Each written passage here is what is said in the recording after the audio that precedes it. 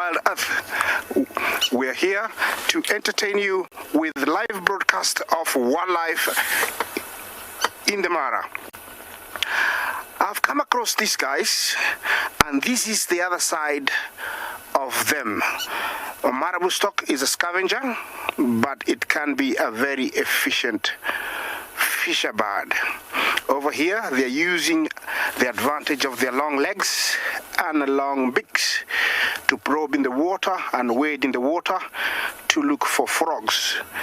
That is what I assume is in this water. There is one to the left who is very busy. You will see him there. He is really looking for something. This is the other side of marabou stock. Apart from finding them where there are vultures, scavenging and waiting to eat small scraps in a kill, here they are fishing, and they're very, very busy. There is about 7 of them, and everyone is taking a chance to see if they can get something, a frog or something. See that? That beak is like needle in front and a knife at the edges, so it can stab a fish, stunning it for them to swallow it. I don't know what's the temperature of the water, but I don't want to test it.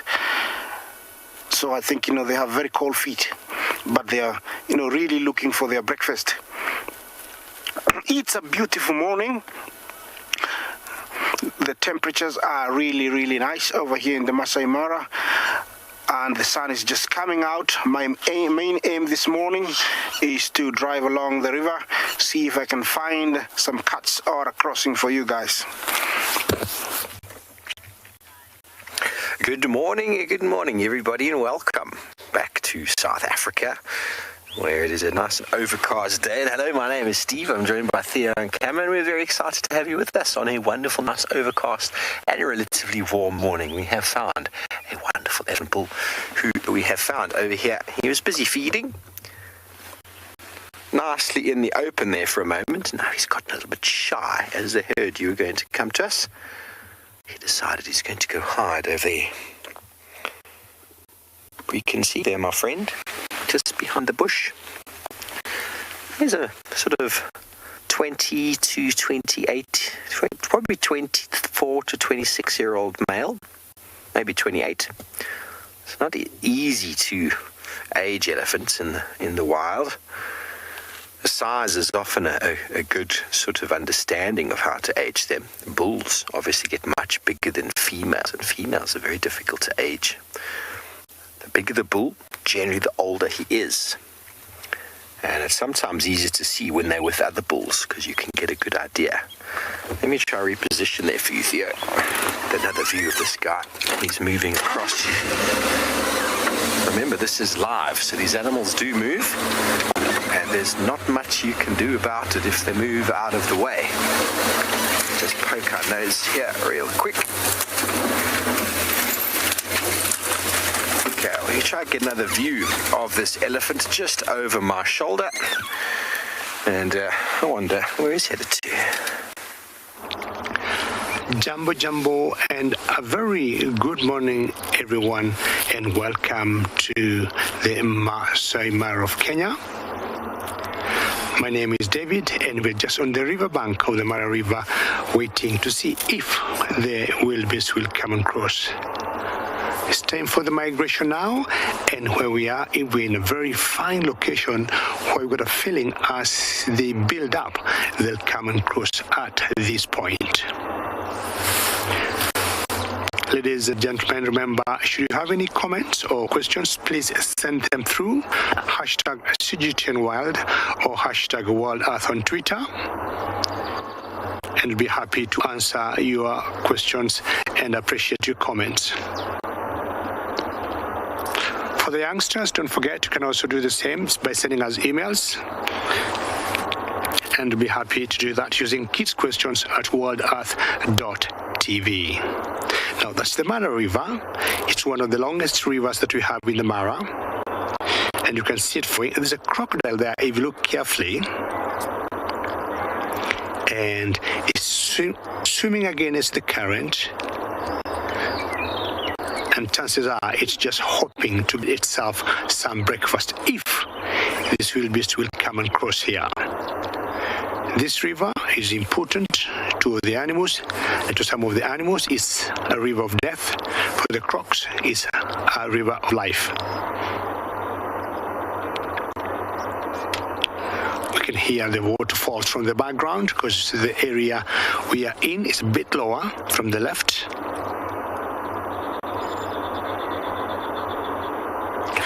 So it's hoping against hope that this wildebeest will come and cross from this point. Patience is very key. So we always spend as much time as we can, but we'll always see some more little birds on the riverbank. Oh, that was a hippo there that just went breathing. Used to blow some water out of its nostrils. 2 of them. And having eaten the whole night, they'll come in the water and spend the day.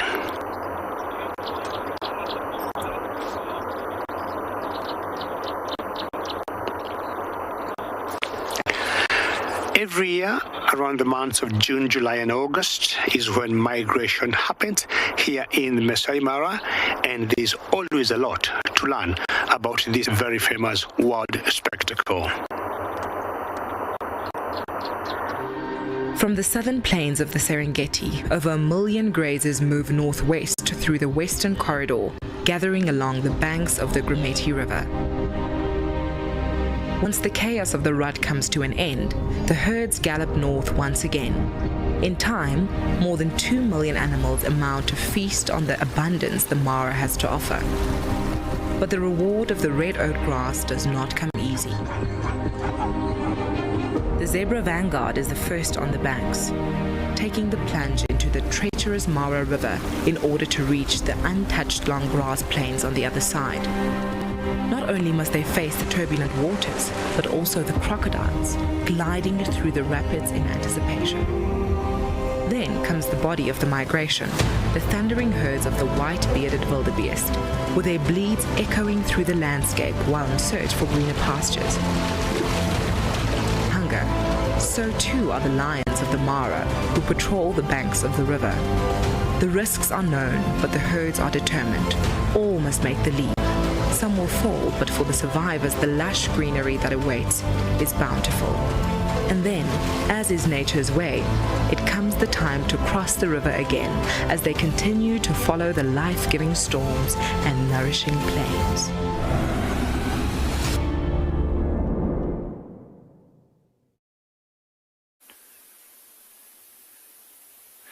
So a warm welcome to all our viewers, and how amazing is it being able to just talk about the Great Migration and actually see little bits a part of it, and how all of it is just integrated in the whole circle of life.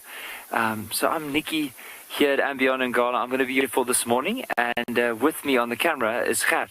Now, before we carry on, talking about how some predators and prey need to eat, there's actually something very interesting in the ground right there. So I just looked at it now, so I just want to quickly go and investigate and hopefully show some of our viewers what it is. Now, if you look right over here, it looks like something has gnawed away, or actually digged a bit here and gnawed at this tree right side. Now, if it was an elephant, it would have probably pulled or broke this tree to try and get to the roots, and also it might have stripped a little bit more of the bark. But here close, if you have a look, it almost looked like little teeth marks all across this. So this most likely was from a porcupine. And I can just imagine with this porcupine early in the evening, I don't think it's too fresh, this, like just touching this and looking at the soil, this could have been from quite a while ago. But I can imagine a porcupine coming through here. And so with a tree, if you look here, notice the two difference in color. So you'll see this one is more of a lighter yellow color in comparison to this one here. Now this is where a tree will store most of its nutrients. And that's why the porcupine has been feeding around here, or if it can get to the roots, it will try and get to the roots. It's very interesting to watch. Hopefully, Normally this time of the day is when porcupines will go and settle in for the day, but there were some tracks of lions in this area coming down in this direction. Hopefully we'll be able to find these lions. So let's give it a go. Don't know. Maybe we're very lucky. So all of you just let's keep our fingers crossed and see if we can get them.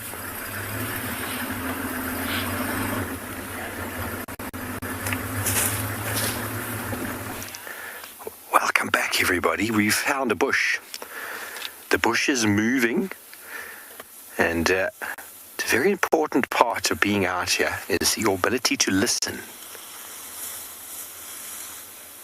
If you listen carefully, you'll be able to hear the noises.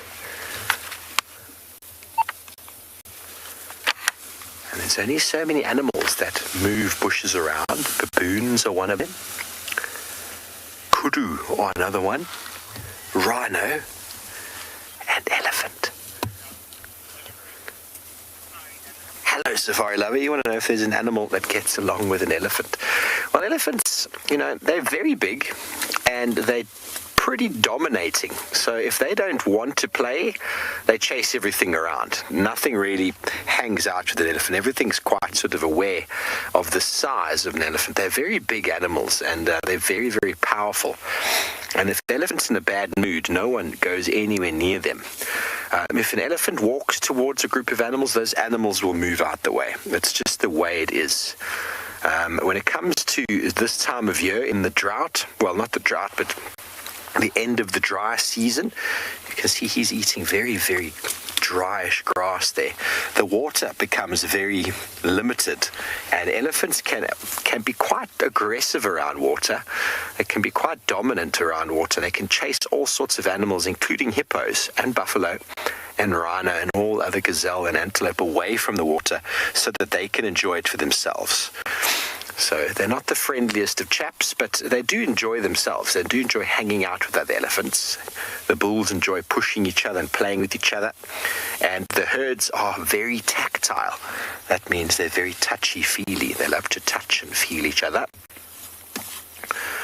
Very important for their social organization and communication, the touching and feeling. But this fellow is on his own. And I'm thinking it's the same guy we saw before. Actually, it might be another one because he seems a bit bigger.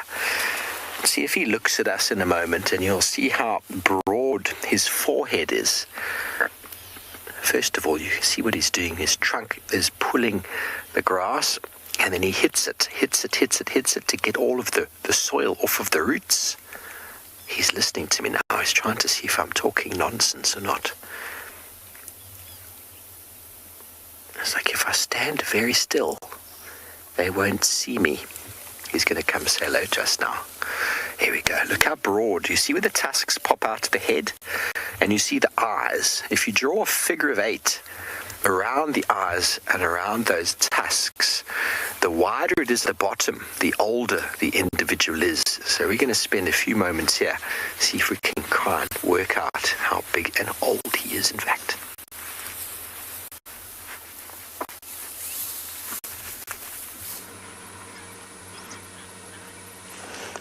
Look at these.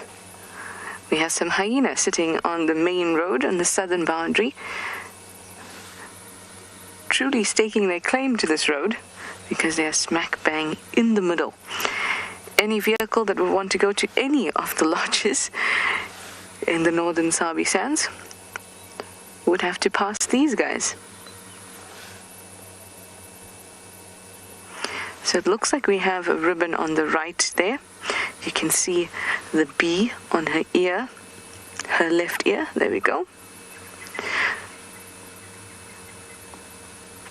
Our ribbon is the mum of the 2 older cubs at the den.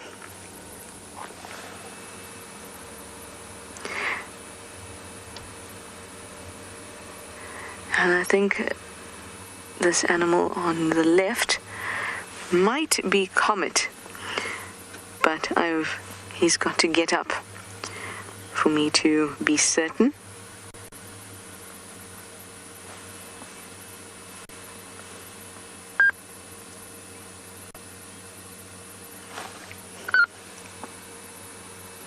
And I think the third hyena might be in Tima, but I'm actually not very sure. I'm just saying that based on the fact that she hangs around with Mum quite often.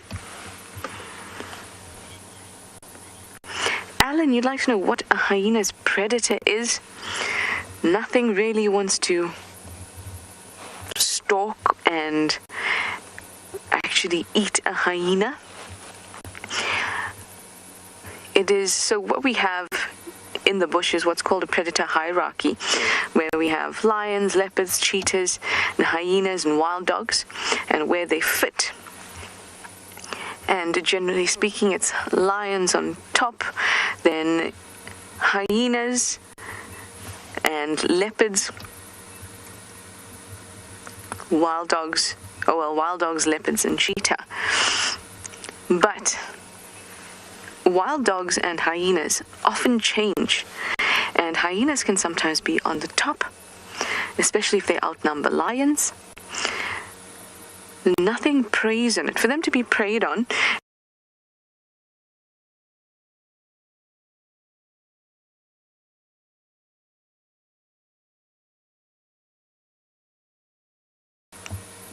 but that doesn't mean that if a lion comes across a sick or dead hyena, it wouldn't kill it and eat it. Predators eating predators is not common because there's lots of toxins in the bodies of predators and less energy that you would get from eating a herbivore.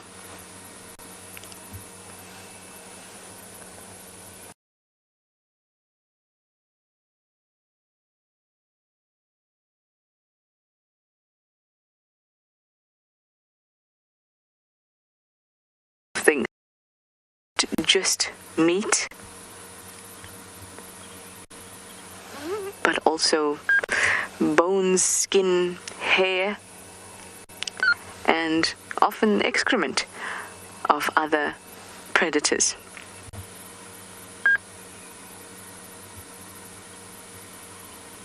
So definitely not something animals crave. For the taste of hyena, I think not.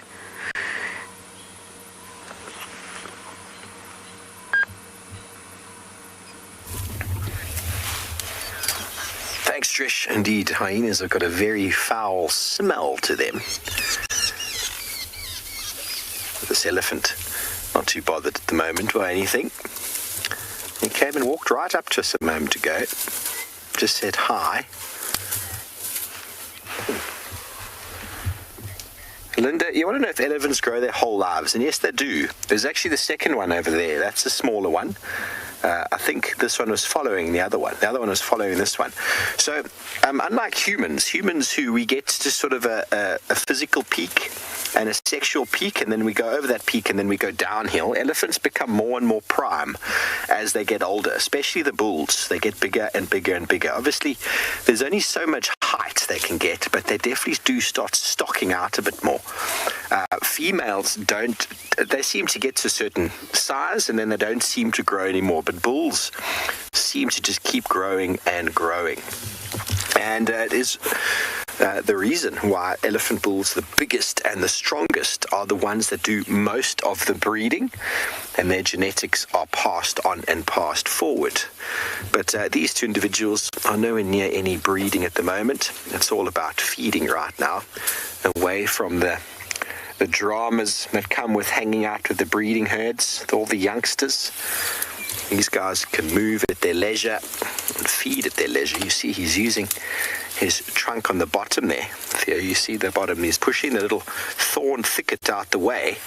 Underneath these trees and underneath these little thickets that have formed, there are shade-loving grasses and lots of grasses with lots of nutrients that have been protected by the small branches that have been pushed down.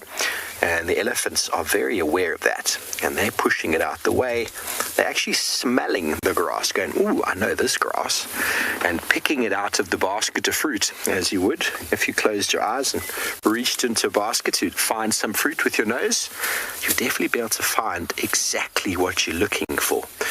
And that's what these guys are doing right now, feeding on the juiciest and tastiest grasses that are still around.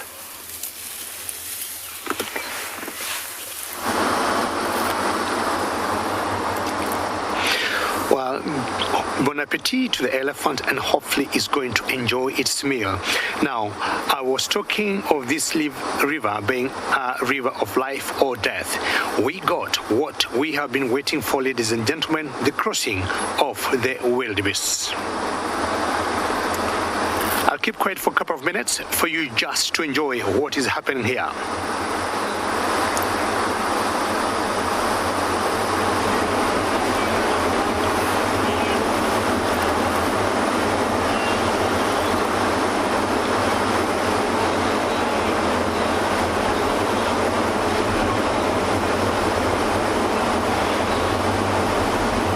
This is the biggest spectacle of the migration, or the highlight of the wildebeest migration in East Africa.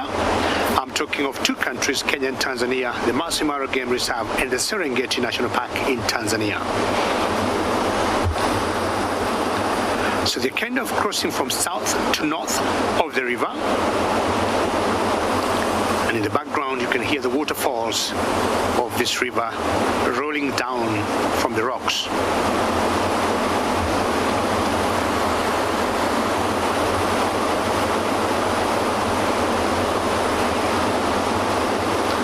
You can see other vehicles in the background because this happening brings so many people to this country.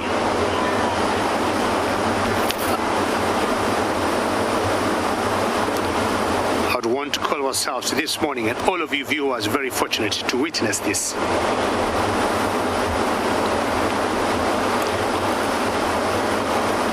It's not easy for them to take that decision to plunge themselves in the water because they know the dangers.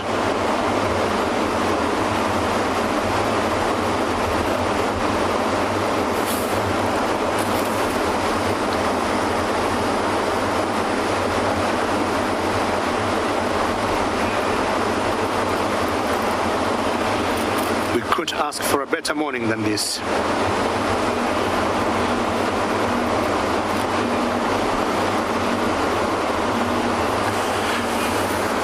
Hosanna, what should happen when these animals are crossing? If the river has a much, I would say, bigger current, it's not good for them, and it affects them because, one, they get distracted because of the rolling water, and it's not very good for them. So they have to choose a place that's pretty quiet. So where we are is where the waterfalls are, but down another, 200 yards down the riverbank Hosanna, that's where they're crossing from. It's much quieter there. But I'll tell you, yes, the current of the river affects their crossing. Very interesting the places they choose to cross, because I do not think they calculate very well. Look at it carefully. It's very rocky, it's very rough. Some places are deeper than others, and you can see they have to keep jumping because in their mind they know the dangers in that water.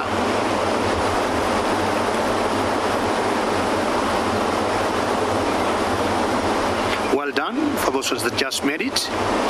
And I'll tell you, some of the predators that will be lurking around in the bushes waiting for these crocs, for these wildebeest, all that calf is trying, could be crocodiles or lions, and occasionally we have seen leopards laying ambush for these animals.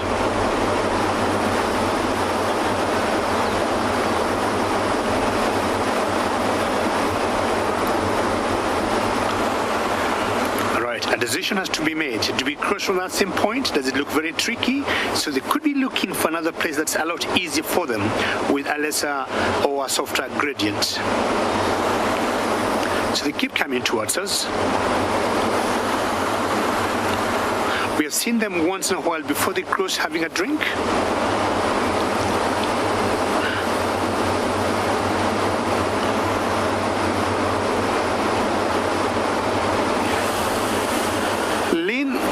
You'd like to know when the wildebeest are most likely to cross in the day. I'll tell you, it is very difficult to tell. You'll come here, like we were here like 7 o'clock in the morning, and they were just building up by the river. But a friend of mine that I met here, he told me by 6:30 they had started to cross in the morning. The The day before yesterday, we got people, and including ourselves, we kept staying by the riverbank to find out if they're going to cross, and we spent like half the day by the river, and we saw a very short or small crossing. So it depends on when they make the decision or when the leaders decide it's time to cross. So it could be any time of the day. But Lynn, out of my own experience, the mornings and late afternoons are the best times to cross. So we are going to wait here because the numbers are still building up, and hopefully we'll see another crossing.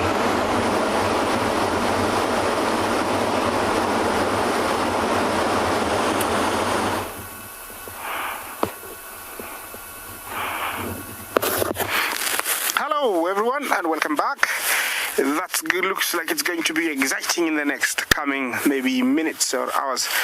I am at the Mugoro area and I have found one of the females and she's very, very sleepy. Yeah, there are two of them actually. You can see another one there. They are flat out. Looks like they had a very busy night.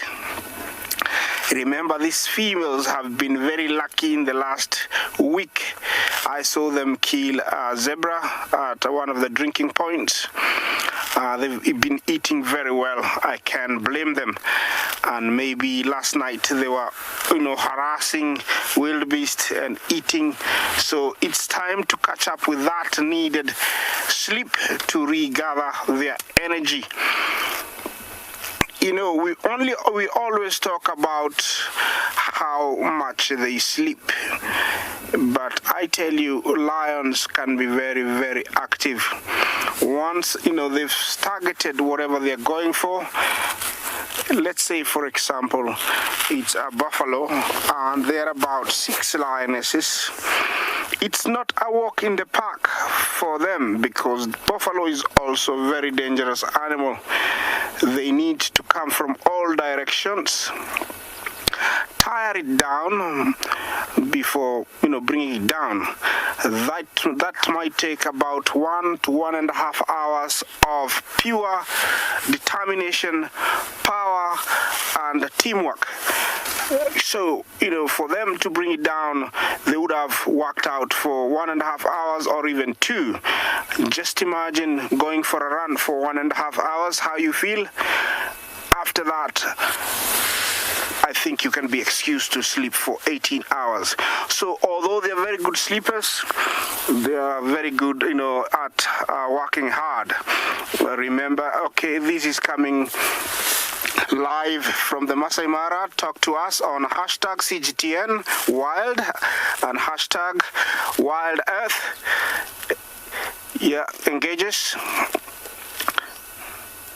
Yes, and I think I'm gonna leave them to continue resting because I don't know what they were up to last night, and try and find something else for you guys. Hyenas are also very, very flat. We have a total of 5. I think they look so cozy when they tuck their feet underneath them or their legs underneath them.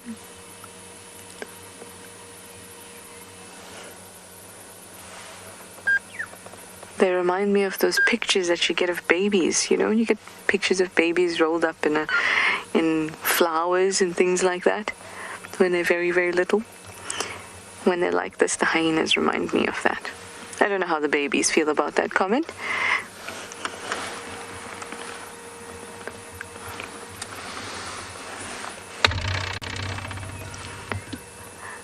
Now, they've all still been absolutely flat like this. I haven't been able to ID.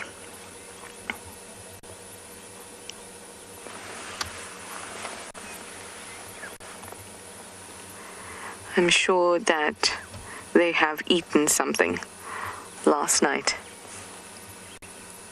or even early this morning because they look pretty full and quite satisfied.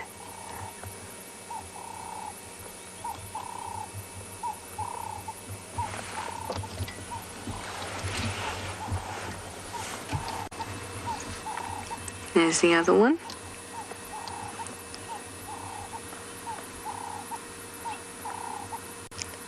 so peaceful. And then we have number 5 over on the extreme left.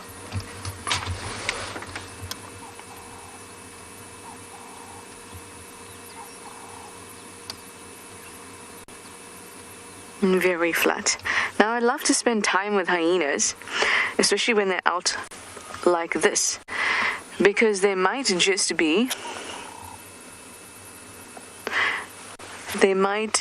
lead you to a predator. They often hang around with wild dogs or follow wild dogs if they know they're hunting. Even if they don't know they're hunting, they just kind of follow them because they're always looking for a meal. But do remember that they do hunt most of the time themselves, up to 80% actually on their own, so they're not just scavengers. Now, we're going to have a look here at Ribbon. There she is, and as I mentioned to you before, she is the mum of the 2 older cubs at the den, and she is a very interesting character. Ribbon was a low-ranking member of the Djuma clan, easily distinguished by the large chunk missing from her left ear. Hyena clans are led by a matriarch, with all subordinate members falling below in the chain of command.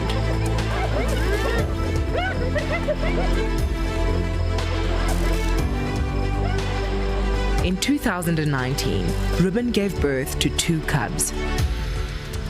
Taking their cue from their mother, the cubs were destined for a life at the lower end of the ranking, giving up their meals and accepting bullying. Then the tables turned. Ribbon assembled a gang of fellow low-rankers and executed a coup.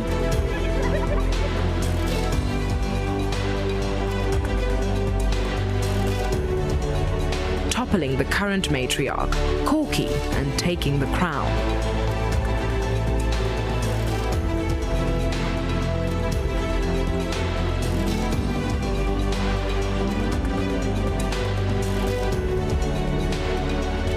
Ribbon took full advantage of her new position, birthing another litter of cubs. These 2 will enjoy the advantages of the upper echelons of the clan. So too will Ribbon's older cub, Ntima. Having taken her family to the top, Ribbon is sitting pretty as the new matriarch of the Djuma clan.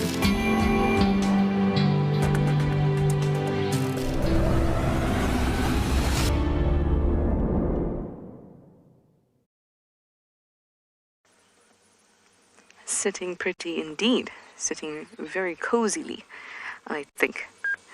Well, she is the hyena in charge now, and you can see that many of her clan members are certainly around her, and that means that she has preference for spots to sit in, den sites, preference at carcasses.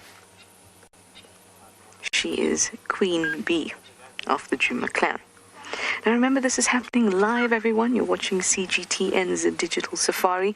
We're here in the Sabi Sands Djuma Game Reserve. This is on the western edge of the Kruger. Now please, we'd love to hear from you, especially since my hyenas are not doing much. They're all just relaxing for now. Use that hashtag, Wild Earth, or the hashtag CGTNWild. And I'd want to know all of your questions and all of your comments. I can't wait to have discussions with you. Jackie, you say it's a hyena roadblock. We get all sorts of roadblocks out here. Hyena roadblocks are certainly special.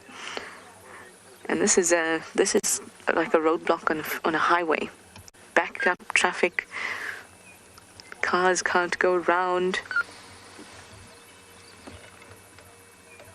A car did come through earlier and they hardly moved. Ribbon stood up, and that was it. Well, one has gotten up and moved it just a little bit, so maybe they will lead us somewhere. Well, I'm going to be here to find out.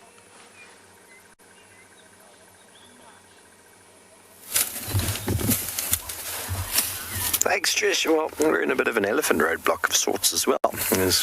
We don't really want to go anywhere right now. We're having some wonderful scenes with our 2 elephants, and we're hoping we're going to be able to give you a size comparison. The one on the left is the one we saw earlier, and now this is the much bigger one on the right. Now, it's hard to see really, but see where the eye is? Now go down to the tusk. And now if you get a square of the body in the front and you draw a figure of 8 around the eyes, the top of the 8 goes around the eyes and the bottom goes around the tusks. This individual have a very broad bottom of the figure of 8, if that makes sense. Which goes to show me that he's probably in his mid-30s at least. He might even be a bit more than that. Whereas the other fellow, when we see him, his tusks are actually a little bit more inside, not actually a square with the eyes at the top. And if you ever find a female elephant at the size of any of these individuals, that would be an enormous female, but her tusks never push out as much. So the top of the figure of 8 is much more narrow than the bottom. Sorry, the bottom is much more narrow than the top, always in females. It's always very, very narrow.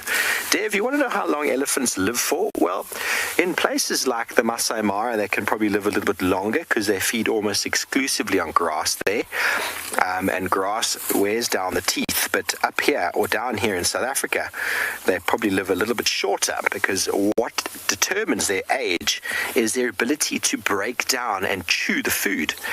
They get 6 sets of molars in their life, and when they reach about 40 odd, their last set of molars gets pushed through, and once that set of molars is worn down and ground down, they essentially starve to death. They can't break their food down at all. So here in South Africa, 55, 60, but records of elephants can go up to 65 years of age. It's a very long-lived animal.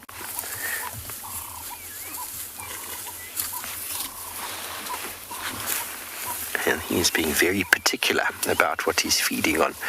These shade-loving plants hidden underneath these trees. He's not using eyesight at all to find them. It's all smell.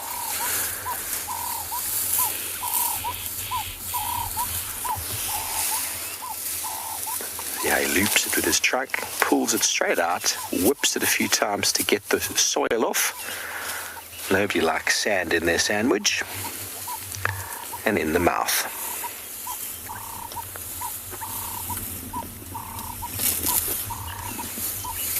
And this pretty much is the day of an elephant. They go all day like this, feeding. A very poor digestive system. So they're just constantly feeding themselves.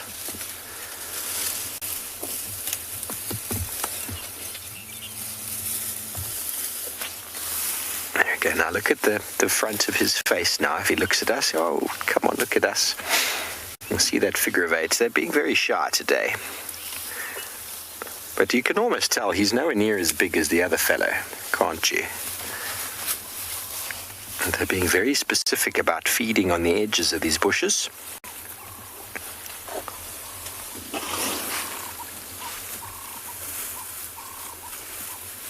Yes, you've got to turn. There we go. Have a look at the eyes. And it's almost a square from the eye down to the tusk. If you drew a figure of 8, the top of the 8 would be pretty much the same as the bottom. Do you agree with me, everybody? I hope that's making sense. Now, when you look at this other fellow, you'll notice that that is by no means the case. And hopefully these two are going to come closer together. We'll be able to see the size difference.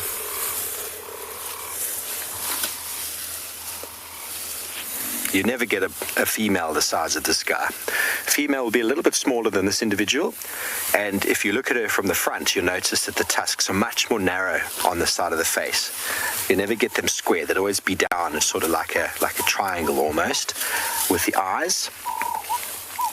Now, let's see the size difference. He's going to, ooh, come on, walk next to him. Doesn't look like much, everybody, but there is a noticeable size difference there when you think about the amount of weight that goes into the difference in size. Enormous amount of weight.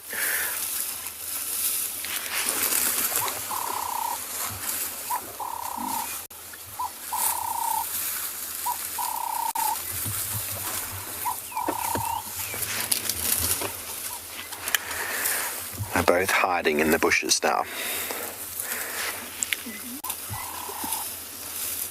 Okay, well, we're going to spend a bit more time here and see what our wonderful elephants get up to.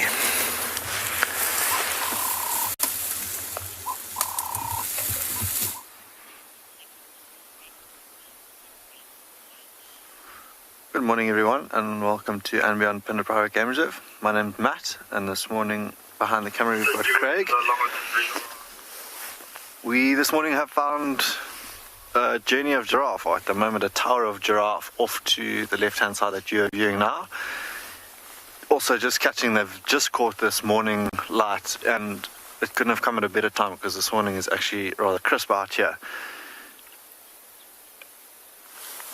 They underneath their legs you might not be able to see, but are also a nice herd of zebra, but these three keep sort of focusing between us and them, and it might be, we've come out here this morning to look for cheetah, might be giving us a signal that that's that, but I think they're all just busy ruminating at the moment. But they've got a lovely view from where they are behind us, looking over to the west over the Limpopo mountain range. Can see the wind starting to pick up as well. On a morning like this morning, cats might take a little bit longer, or cheetah that we're looking for might take a little bit longer to get active this morning because it's so cold. Maybe, warm their engines with a little bit of sunlight first and then set off. So we've been searching high and low in the meantime and haven't seen anything of the likes besides these giraffe, which could very well aid us in the search for cheetah, although they're not doing that this morning. Have a look at the one in picture. His ossicles on the left hand side are quite skew, very sort of interesting growth, that, and that might be from that necking that they do if you got into a bit of a fight with another giraffe bull. At sort of the base of his neck you can see a fork-tailed drongo waiting in anticipation for any tasty morsels that they might kick up as they walk along.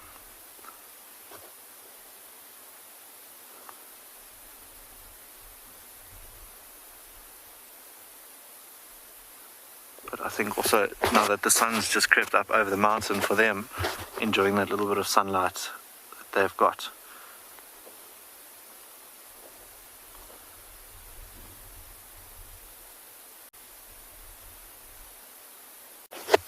Just looking at that one on the left hand side again, can barely see his ears. Ah, there we go. Patrick, you're asking if these two giraffe are siblings. They look of similar age. They perhaps have the same father, but both males, and I'd be lying if I said yes or no to your question if they were siblings. You never know, I guess. They might just be, but they are two bulls which look about the same age. Maybe different mums, but maybe the same dad. Very interesting question, actually. From Patrick.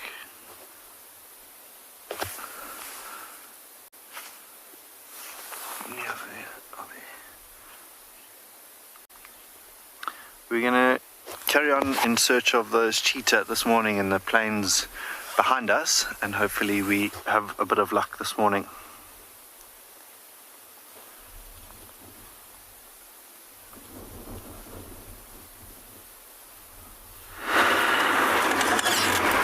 Welcome back, guys. Sorry, I was repositioning the vehicle, and just to show you that the zebras are also part of this morning's live broadcast, and they are in big numbers also.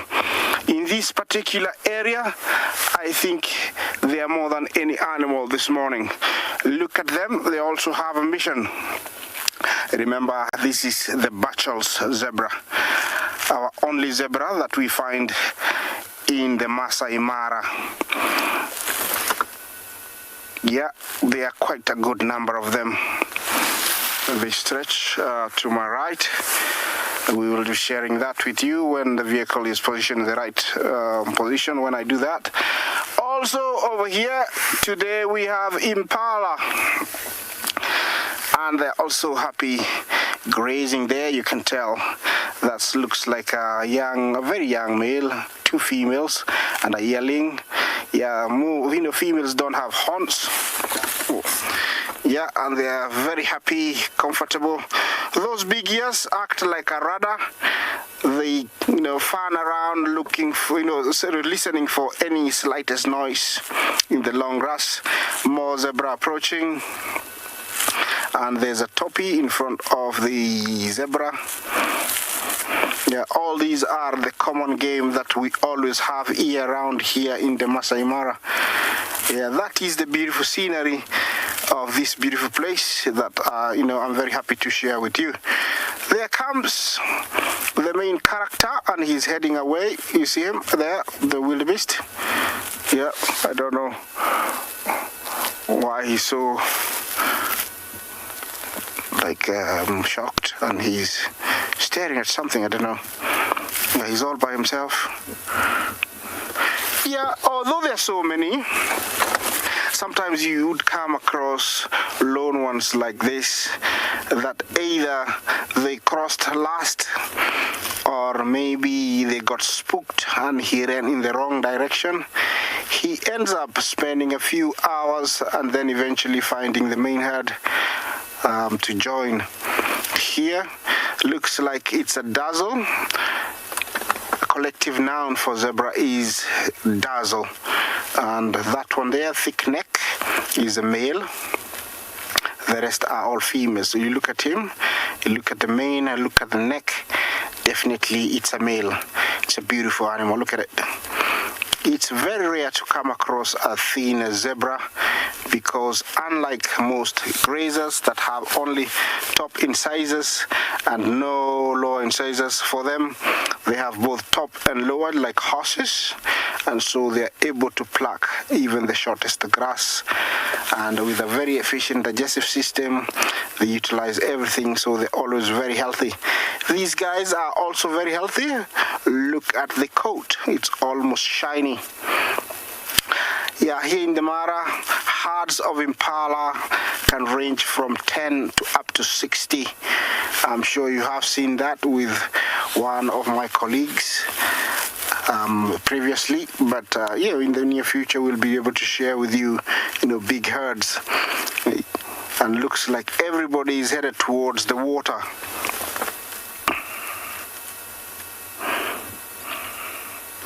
Shane, you ask if all these animals eat the same grass. Yes, they do.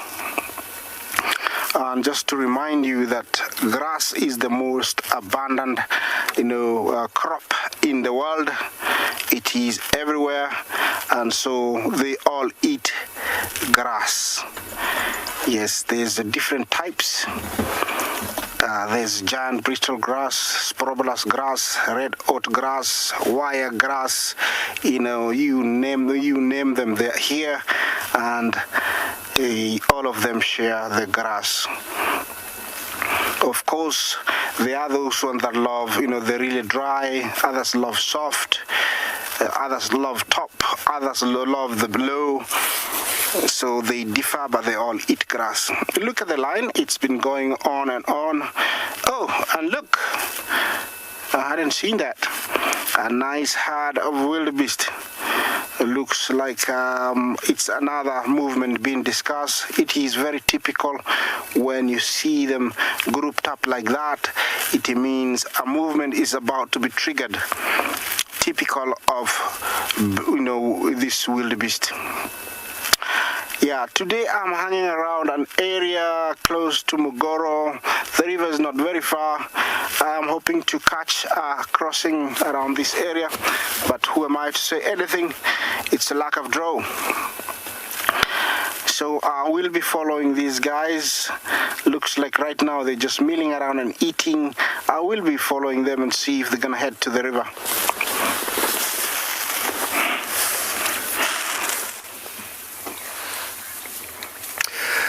Thank you and welcome back live to Djuma, everybody. We've got a little fork-tailed drongo who's trying to take advantage of this elephant's feeding behavior. It's a very, very sort of beneficial behavior. The elephant is disturbing the trees and the grass and flushing any insects that might come about. Many camouflage insects would be hiding in there. And so he's just waiting for something to be flushed. If it does, we'll fly very quickly and catch it. A nice energy-efficient way of feeding. Follow animals. Might have seen it with cattle egrets before. Following cattle or buffalo through the vegetation. Anything that gets displaced by the buffalo or by any other animal for that matter, or cattle, is then scooped up.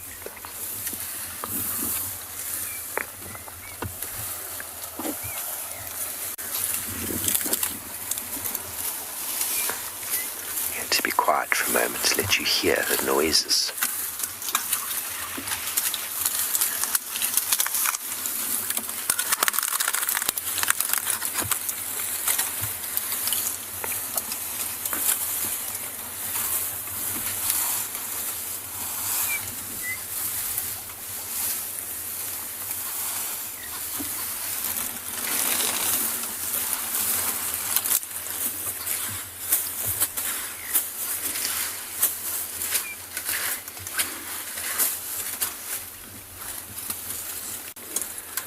We've positioned ourselves on the other side of the bushes where they were feeding. And this elephant's come to within 2.5 meters of our car. So he's chosen to come here, and that's okay. We haven't positioned ourselves in his pathway. And if he comes closer, it's okay. We just sit very quietly and very still. And if they come closer, it's their choice. They've got plenty of room to maneuver. Plenty of space to walk around us. We're not sort of blocking them in any way, so this is quite important behavior. If he decides to come closer, that's his own choice. He's not showing us any signs of discomfort. His eyes are quite soft and quite mellow.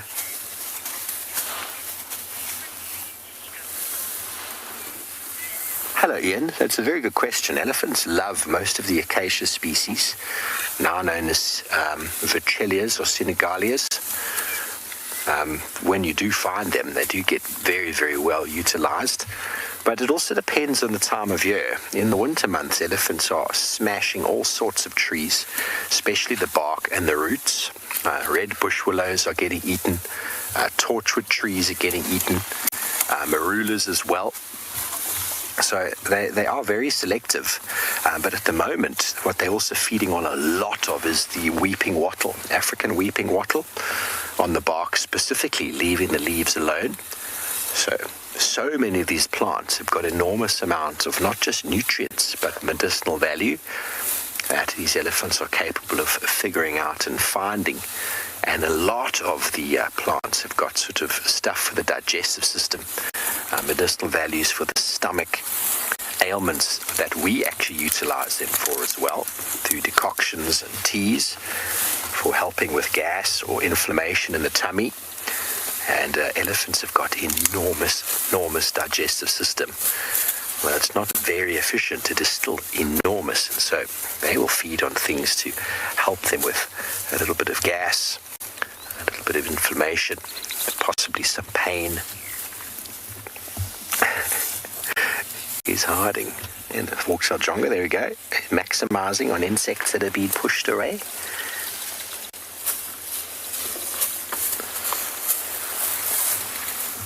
There we go. There he walks in front of us. And the fork-tailed drongo underneath him. What a marvelous fellow. See, now that small little bush, even that very, very small little bush that we have there, has got longer grass growing underneath it. And we'll see if he's going to break that little stem. No, he decided none of it was to his liking. So he's going to walk over to the next shady patch. And he's going to go feed on some grass over there.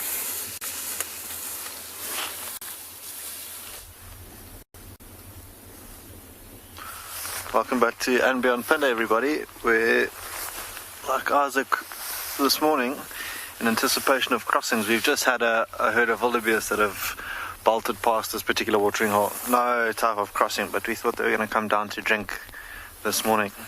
We are still a couple of impala who are equally as shocked as us that they didn't stick around to drink or come down to drink. You can see, yeah, they're looking at us like we are at them, trying to find out what spooked those wildebeests, but they, yeah, hightailed it back behind us into another little dried up watering hole at the moment. You can imagine this, just in front of these impala is a little watering hole, which would be, on a hot day like today, a gold mine for animals that have to come down and drink. And this is where we thought we'd come and have a look for cheetah to see if they perhaps weren't in the vicinity. If cheetah haven't hunted successfully in a couple of days, they too obviously need to drink and will come down for a drink, but no tracks or signs of them around here. Starting to warm up. A couple of birds of prey have taken to the skies as well.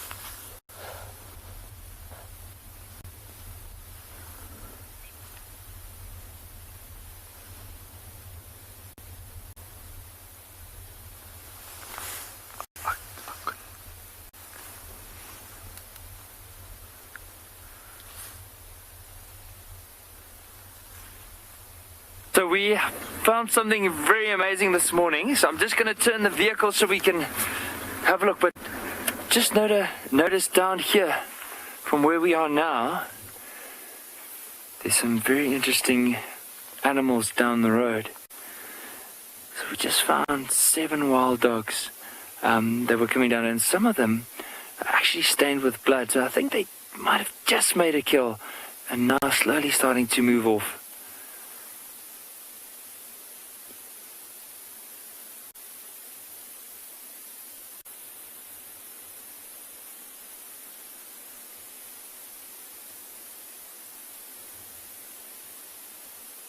So I'm going to try and get us a little bit closer, because if they do start moving, I mean, wild dogs can move pretty quickly. So you can see they're already starting to go. Let's try and see if we can catch up. But this is really exciting. You just never know. I mean, they are stained with blood, but it doesn't look like they had something big to eat. It might have been something small like a duiker, maybe even a young impala. And if they do find something else as they are moving, you just never know.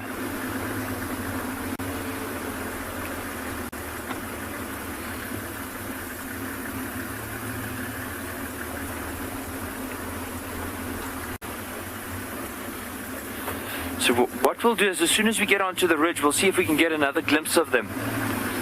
But they are slowly or quite steadily moving on in this particular direction.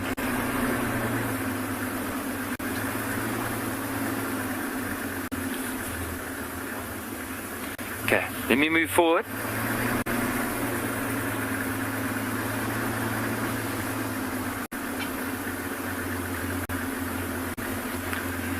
Bianca, I mean, if you look at the color of these wild dogs, I mean, if you, like, just in general, with wild dogs, they've always been part of the African continent, and they've never really been domesticated. And if you look at the colors, like, do you see the little dashes of white, a bit of brown, black, and that gives them the painted look that we were talking about, or that we mentioned a bit earlier. But let's see if we can try and keep up.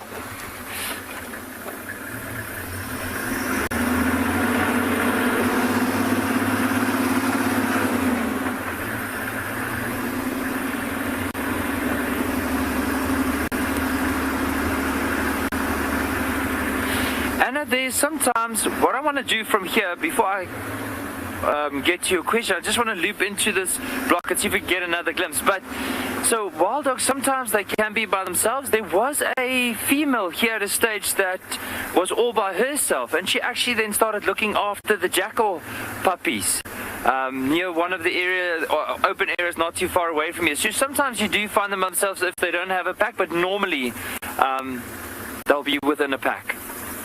You can actually see them moving through the tall grass here.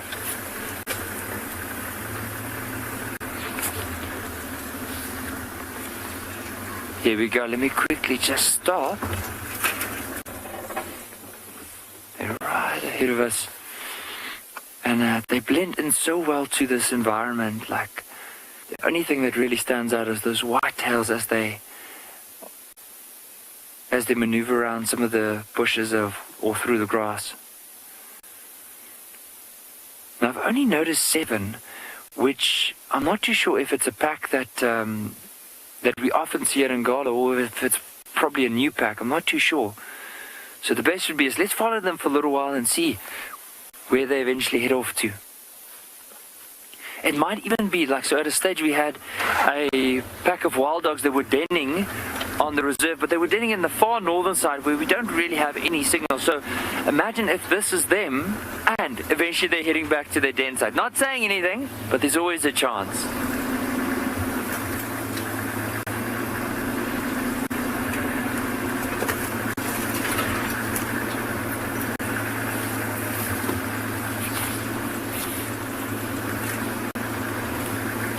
But it's just incredible to be able to follow wild dogs like this.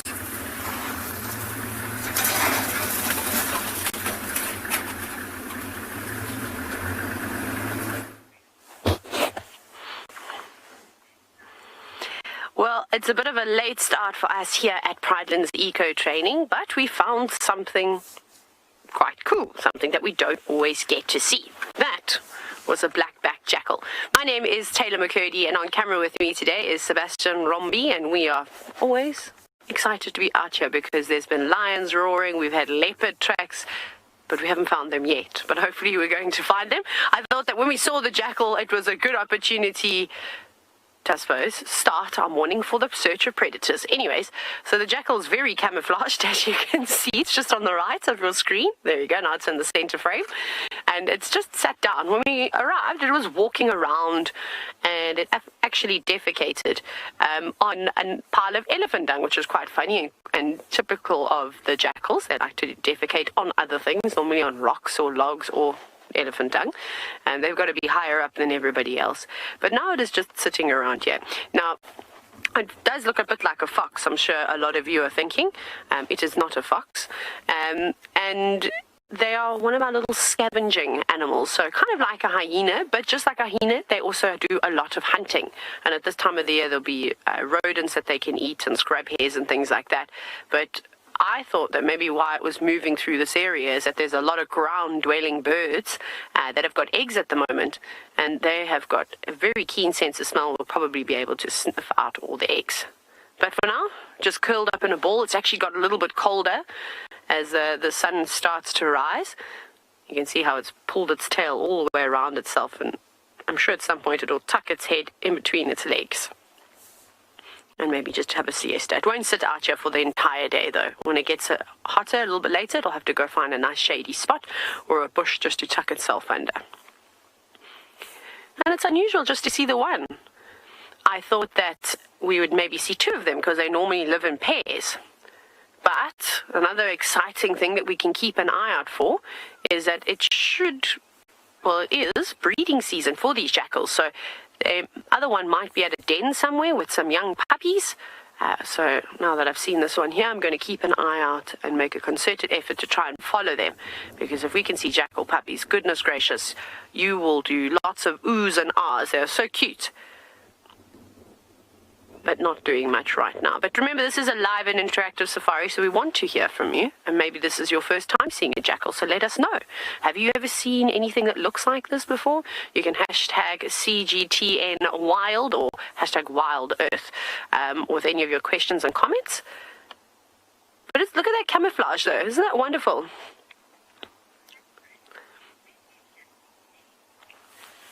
Thank you very much, Patrick. I was waiting for someone to ask, where do the jackals den?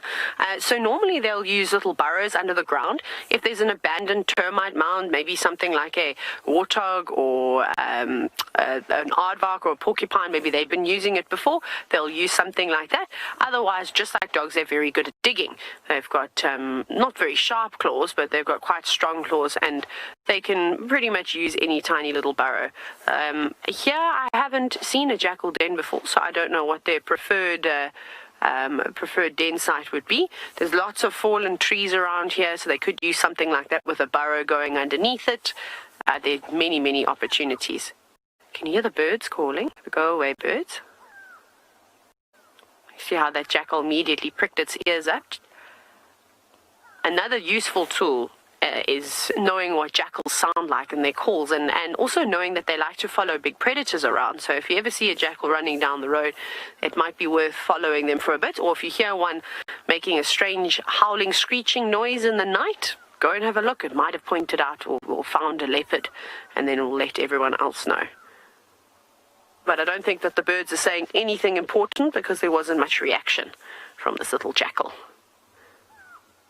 Just going to sleep now. So it's been busy all night long. But if it's a nice cool day, they might be active during the day as well.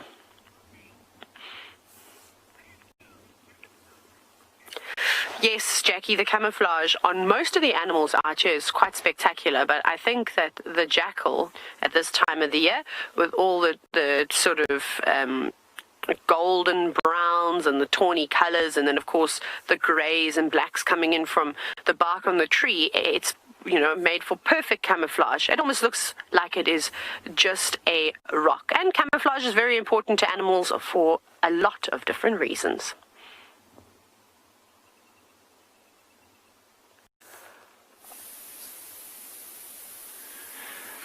So have a look at what these wild dogs are doing at the moment. So this is an area where hyenas would normally scent mark. And these wild dogs are going and scent marking. Now the thing about wild dogs are they not really territorial. They don't have territories, but they have home ranges. But still, within that home range, they'll mark an area. And have a look at how most of them, they probably picked up a bit of a scent that's grabbed their attention. And now some of them are marking on it, others are just sniffing.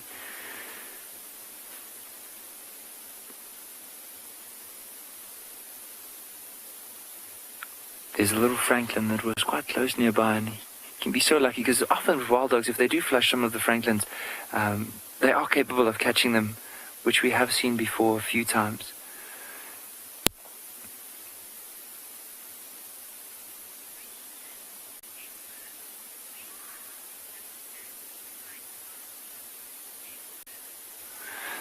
Deborah, wild dogs they're pretty scattered across Africa. I do know in South Africa you'll get quite a few. You'll get up in Botswana, Namibia.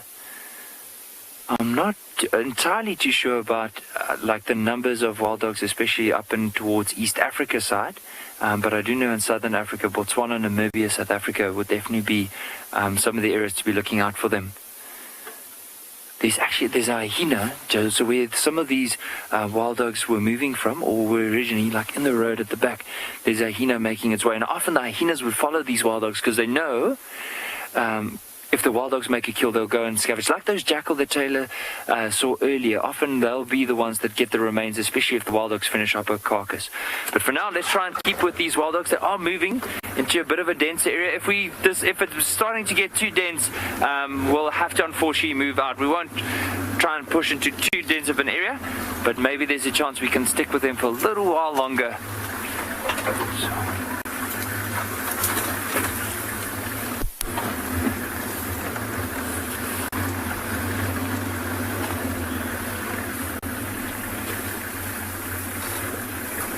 So what we're going to do is, while we are following these wild dogs, we're going to just show you a little bit more about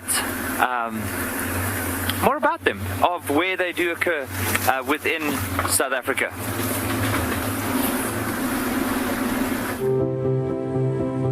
This is the African wild dog. Much like wolves, they live in packs led by an alpha pair. They are confident, fierce predators. Most predators out here avoid humans on foot. While wild dogs are wary, but they are definitely not scared of us. These single-minded adults ignored us, while the curious pups sniffed us from just 7 feet away. This incredibly rare sighting of a pack on foot left James enthralled.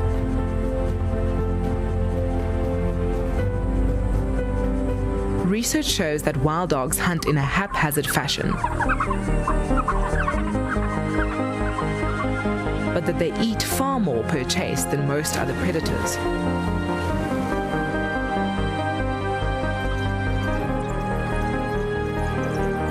When they catch their prey, wild dogs tear their meal to pieces in a seemingly vicious manner.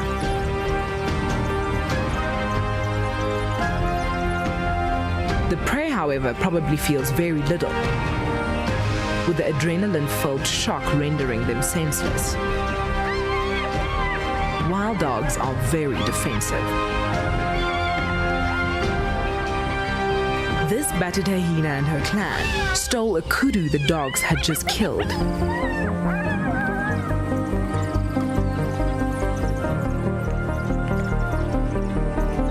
They may be playful, but this endangered species is a wilderness force to be reckoned with.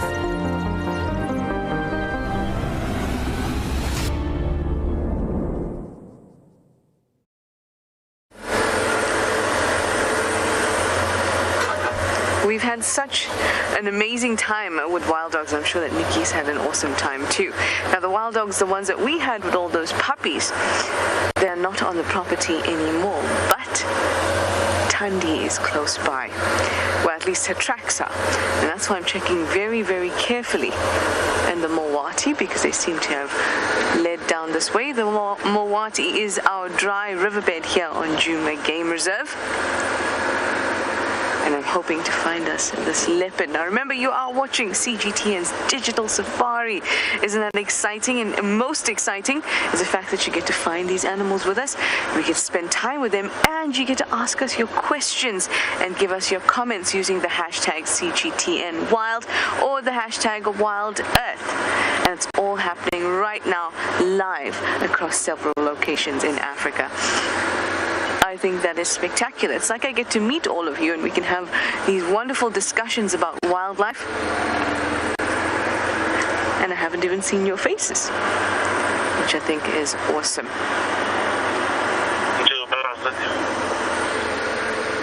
That's just the Game Drive radio going. That's how we all communicate.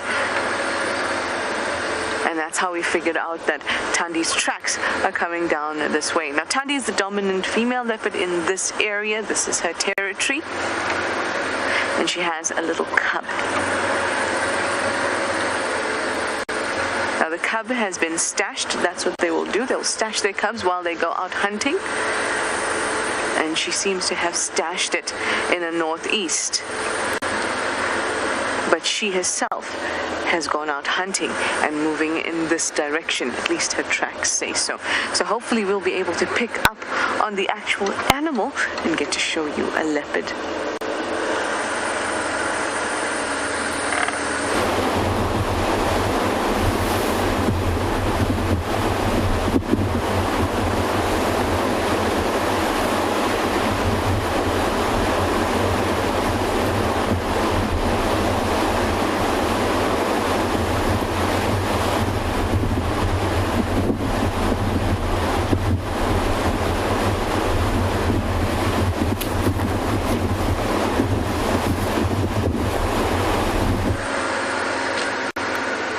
About that, guys.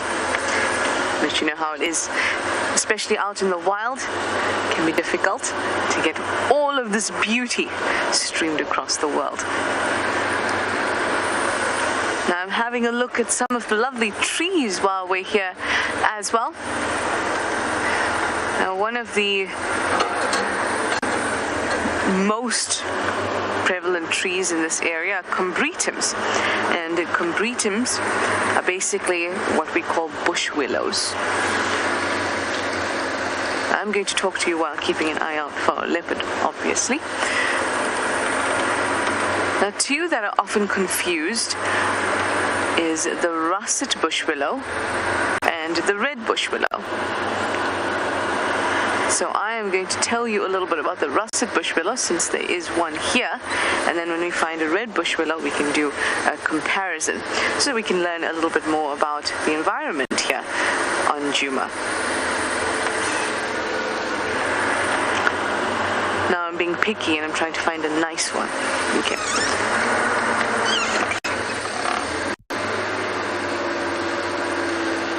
Here we have an example of two. One is the russet bush willow,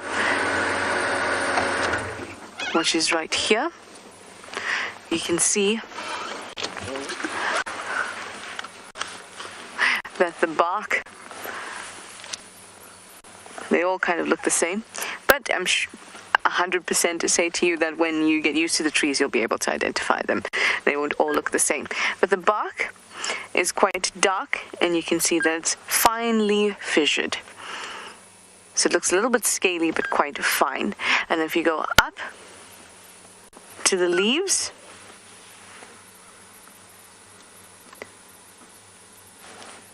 the leaves are smaller than the red bush willow's leaves and a little bit rounder. They still have an apex, or an area that points the tip of the leaf, but it's a lot rounder. Now here I've picked some of these leaves. These were prepared for you previously. Cherry bell, you'd like to know if this is an evergreen tree. It is not. This tree is in the Mowati at the moment, the dry riverbed, and so there is a lot of water that's collected in the water table underneath, and that's why it's still a little bit green. But if we have a look at the leaves I've collected for you, you'll see that we have a very dry brown leaf here, and I'll show you in a moment, but if I touch them, they'll all fall off. Here you can see this one is already starting to turn. The chlorophyll that's giving it the green pigment has degraded. Here there's still chlorophyll in this leaf. Here also degraded. But the most important bit that I wanted to show you, and in fact we could probably, let me just break one of these off, is that the leaf is round, quite rounded. And it's got a little apex. You can see that if there was no apex, the curve of the round would just end there, but it's got a tiny little apex at the end there. The red bush willow has a slightly more elongated leaf, and the apex is longer, but we will do a comparison. Like I said, this tree now has leaves on it because it hasn't experienced the same type of dryness that the leaves or the trees that are on a rise or on a slope have experienced, because it's right here in the Mowati. And if you touch them, the leaves fall quite easily. And that's because of something called leaf senescence.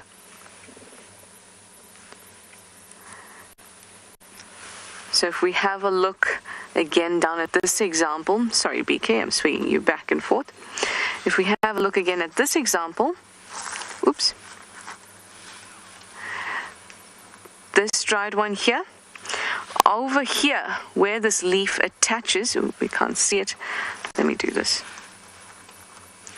Where the leaf attaches to the stem, there's something called an abscission layer. Now that is where the tree that is vascularized in these areas, in the stem and the trunk of the tree, here is where it stops giving nutrients to this leaf. And there's a layer of cells there called the abscission layer. That's why leaves fall off at this point. So it's very easy for me to kind of do that. Very, very easy, compared to if I had to take the green one off, which still has that snappy sound, if you can hear. But the senesced ones, very easy.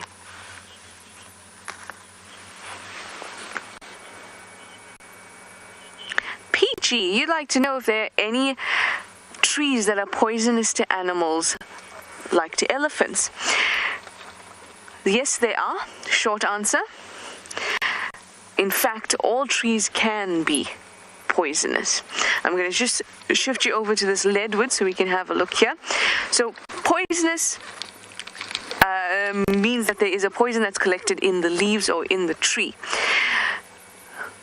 We do get things like a poison apple that you would not want to eat, or any animal would want to eat, and especially during the dry season when there are lots of animals looking for good vegetation. If you see a fruit or leaves that are not touched, you can be quite sure that animals are avoiding it for a reason. But buildup of toxins can cause a similar effect to poison in a tree. So sometimes herbivores will eat too much of a tree with lots of tannins and terpenes in it. These are compounds that are not good for it, and that can actually kill them too. Now what you're looking at there is a beautiful big leadwood, which is also a combretum, and we'll chat about it a little bit later.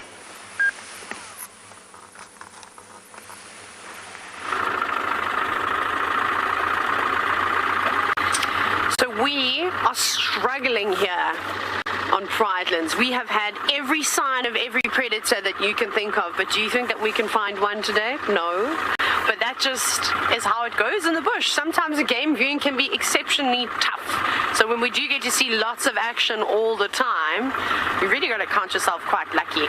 So there's some older male leopard tracks coming down this road, but they look like they may be from yesterday afternoon, a little bit windswept. They're not as clean and sort of sharp as the other tracks we've had this morning. So we're going to head back to where we had the last fresh tracks, I suppose, and then have a little scratch around there. I'm pretty sure that especially the lions, there's a male lion and then a young lioness, and I don't think that they've gone too far, but I just cannot figure out where they've crossed because the terrain gets quite rocky, and then when it's not sandy like these roads that we're driving on now, it makes it very difficult to see where a footprint is or where a footprint's gone. Here's some old things, but hopefully the weather's just going to keep improving, and then that game viewing will also keep improving, because the elephants have been hiding away since it's been so cold and so windy. I don't really blame them though. We'll see what we can find. Maybe we can do some birding around here as well.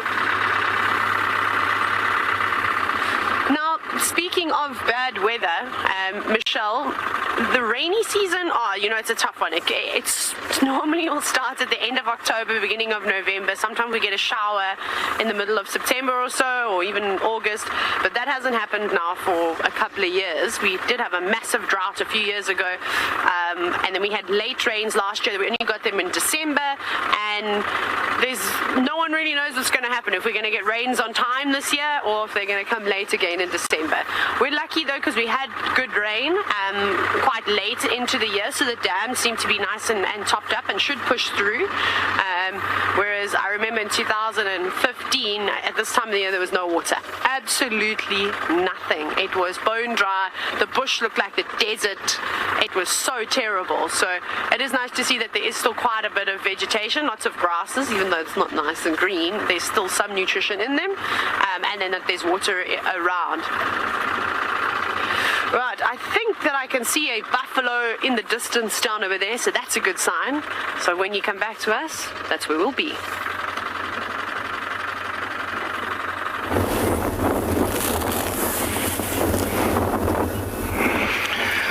Yeah, once again, back in the Mara, and with something slightly different, our biggest land mammal. I have a beautiful big herd of elephant. It looks like she's communicating something to the rest of the herd. Like I said, we've been having a very good time, very good season, with lots and lots of young ones. Look at that. It is really nice and also encouraging to see, this many young ones Remember that this animal was facing serious threat. Although it's still facing serious threat, it's not as much. It needs a lot of protection, and so to see lots of young ones like this, it is positive news. And I can say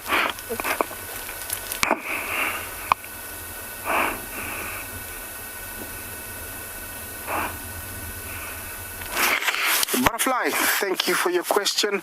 You asked me, what time of day are elephants most active? I would say very early in the morning when it's cool, and late afternoon is when you see them really, really active. What happens is that the heat of the day really affects them, so they try and stay in cover during midday sun. So they're very active in the morning and evening over here, and I can tell these guys are heading towards the river, maybe for a very much wanted drink that they haven't had maybe in a day. Remember, they are water dependent elephants. They have to drink every day, but in some areas of Africa, like in Kalahari, some parts of Botswana, I think some parts of Chad, and those parts where the scarcity of water, they can go up to a day or two without drinking, and also they travel long distances.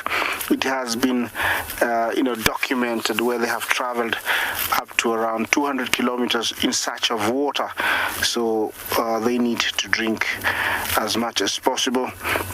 Over here, they are quite actually not stressed out because there is enough watering holes. The Mara River provides enough water for them, so they have nothing to worry. This is a very big and beautiful breeding herd. Look at it. They're almost, I would say, about 20, very scattered. Over here in the Mara, the elephants haven't been hunted or bothered for almost 70 years, since the demarcation of the Mara Game Reserve in 1948. There has never been hunting. Every now and then we do get poaching on the outskirts, on the boundaries, and that's where you find they are very skittish. They don't like the sound of humans or vehicles when they get to the borders, and because they have very good memories, they can remember that. But over here inside, they're very comfortable. That's why they're very scattered. That is a half-grown bull. I would give him a good 25 years.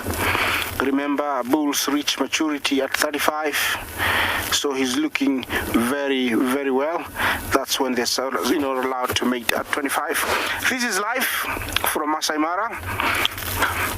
Talk to me, hashtag. Talk to me on hashtag CGTN Wild, hashtag Wild Earth. Questions are very welcome. Look at that.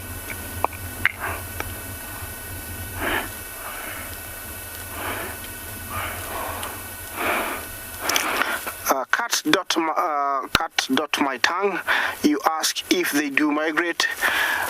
Well, they don't migrate, but what happens is, unlike cats that have got territories, they have very big home ranges where they roam long distances up to 200 square kilometers.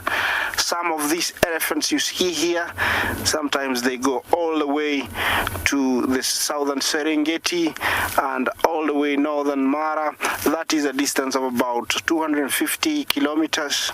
So they go long distances. It's not actually migrating, but the matriarch leads them to areas where she thinks there is potential food that they need, that is necessary for them at that specific year. She is very experienced being passed on from her mother and the previous generations, so she knows what is best for the herd, and so they move these long distances in search for something that they really need. Once again, a beautiful sight. I can never complain having this every day. They are approaching the road further up, so I'll be driving so that we can have like one-on-one experience with them. I don't know if I'll spook them, but allow me to move closer. I'll drive slowly so that I don't disturb them. But this looks like a very beautiful, nice big herd of them. Very scattered like this means that they're very comfortable. They haven't been harassed. This is a very protected area, and it's nice to see them like this. This is one of the crossings where I am actually, but there is zero wildebeest. It's just empty, and this is what happens. But they have crossed to the other side, and they will be, coming across this side in the next couple of days. So I'll be waiting for them to come back, because they're always crossing to the other side and back to our elephants. See how scattered they are? That tells you they're undisturbed. It's beautiful to see lots of young ones.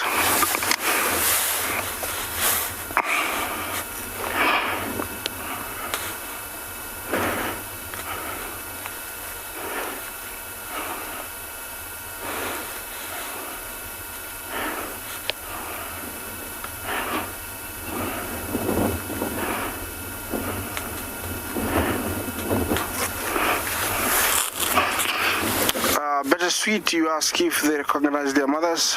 Of course, very much like us, after birth, the mother usually stays with the calf very closely. They get that maternal instinct. They get that, bond. Also, the smell of the mother, the smell of the young one, they get an imprint, and so it is impossible for a young one to forget its mother. Something very unique about elephants is that although, they give birth up to a very old age, about 65, if a female dies, a female that's lactating can, adopt a young one and, give it milk, just because it knows that the mother has died. That is one very unique thing about elephants. Back to them again. Oh, look at that one. She's drinking. That is how they drink. The mother has to put the leg forward and give it, enough space. Yeah, once again, let's see. Did you see there was communication there? She touched the young one with the trunk. There comes another big female. Okay, she doesn't want to drink this time. It's nice 3 sizes over there. That is a very old female back there. You can tell her forehead, very angular. Yeah, those could be cousins. Definitely, I would say cousins, 2 different females. Yeah, that female, the big one, she looks very bony, very skinny. So she's these are, I would say, an old herd with old females. They are heading towards the river. I don't know if they're gonna cross, but I'm gonna wait and see. Over here, I have one that's got very funny, tusks. We're gonna share with you. She's right here. Look at that. You rarely get to see this, but these are deformities sometimes that come at a very early age. I don't know what causes them, but I think this is the second one I've seen in a few days. There was one with very crooked or crisscrossed tusks. This one, completely the opposite. I don't know how she gets, she manages to use them. It would be interesting if she was to use them so that we could see. Sometimes it is a disadvantage when tusks are like this, because she's not capable of using them to dig or debug trees. Some other half-grown ones, that looks like the one in front looks like about 2.5. The little guy is almost a year. Yeah, nice ages, mixed ages.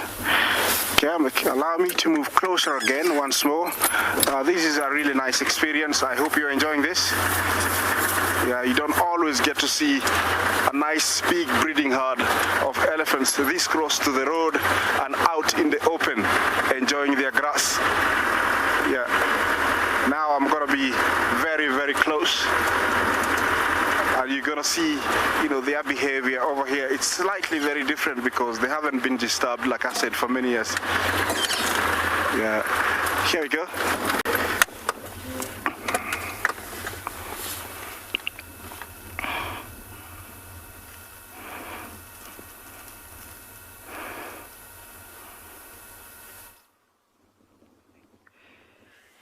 Isaac, I'm very envious because I absolutely love following elephants and I'd like to sit with them this morning, but instead we've got, again, something smaller. We're focusing on the little things here at Pridelands.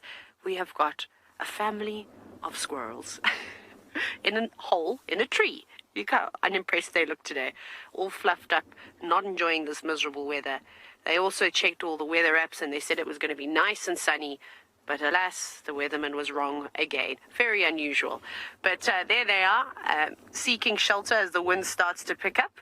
And I think that they'll spend most of their time just going up and down this beautiful knobthorn tree. This one doesn't have any flowers on just yet. Some of them have started getting some flowers. Are you just now enjoying the sun?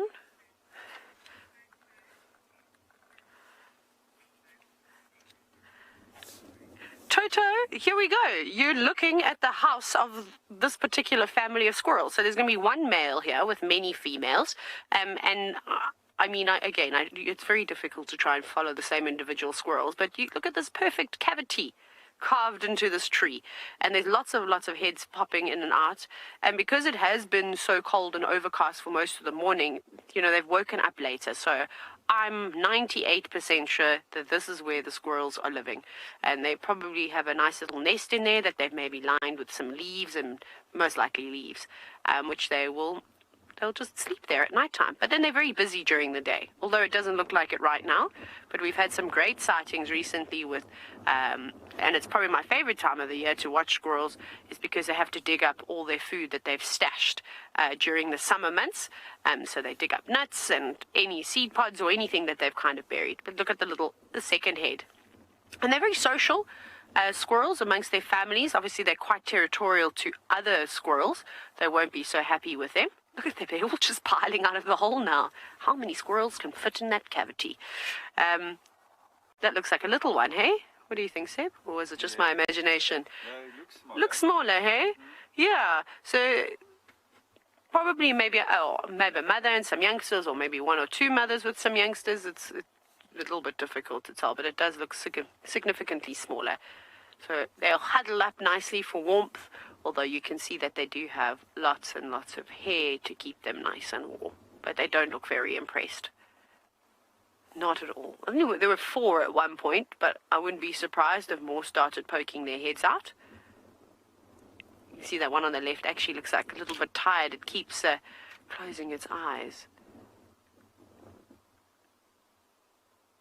But again, just like the jackals, it's good to know what alarm calls animals make so that you can, identify predators. But unfortunately, these species, squirrel in general, are not very reliable because they have got so many predators. So even though they're sitting up high in a tree, you'd think that they're quite safe from a lot of things. But we've been seeing a lot of snakes around at the moment, and particularly pythons, African rock pythons. And they are one of our largest snakes, but also quite a robust snake. So not sort of streamlined and particularly quick, but they're very good climbers. And for a rock python to go up into this tree and into a cavity like that, it would have an absolute feast. So you better be careful, squirrels,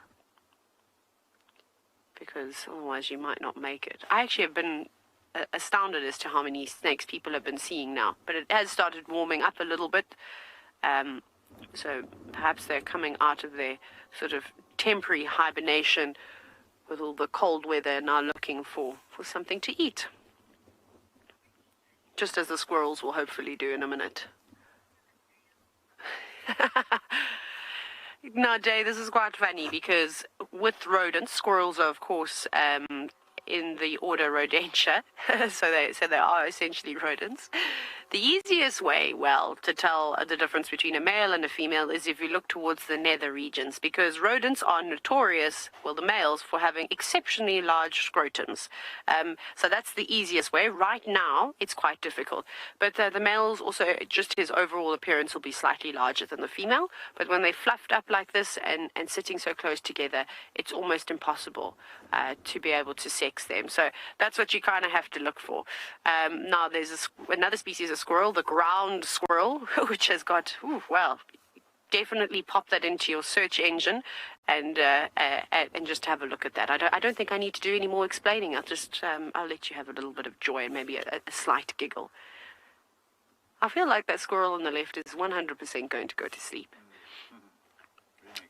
Yeah, making me sleepy too. It's kind of that mid-morning where the sun is shining on you and you just kind of dozing off. But it's not often that we get to have a squirrel sighting for such a long time, so I've definitely enjoyed this. Can I join you? Absolutely. In fact, I just saw a squirrel and I thought, oh, let me show you a squirrel. Be nice, since we saw Taylor squirrel and it was gone in no time. So it's really nice to have a long sighting with a squirrel. Now I am here at Treehouse Dam, just listening out a little bit because Tandi's tracks actually moved all the way west to this area. So it almost looked like they were going to go into the hyena den block, but then they were lost. So we're going to just sit here and listen for a little bit.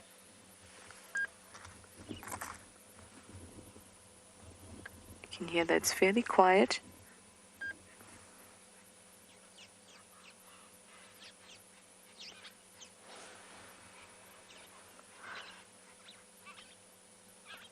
The squawking that you were hearing just now was a lie.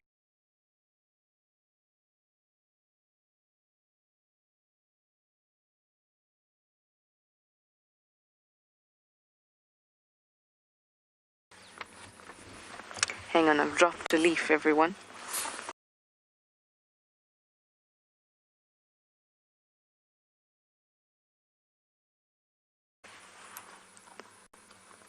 Some of them were quite rounded at the apex. Let me just do this. Some of them are quite rounded at the apex, as you can, oops, sorry, BK. There, you can see that top bit there, very rounded. And then some leaves had a bit of an apex, like this here, but quite a short one. So that was our russet bush willow. Then here is the one that's very similar, another combretum, the red bush willow. You can see the color is very similar, but the size of the leaf, bigger. The wind is not helping me. And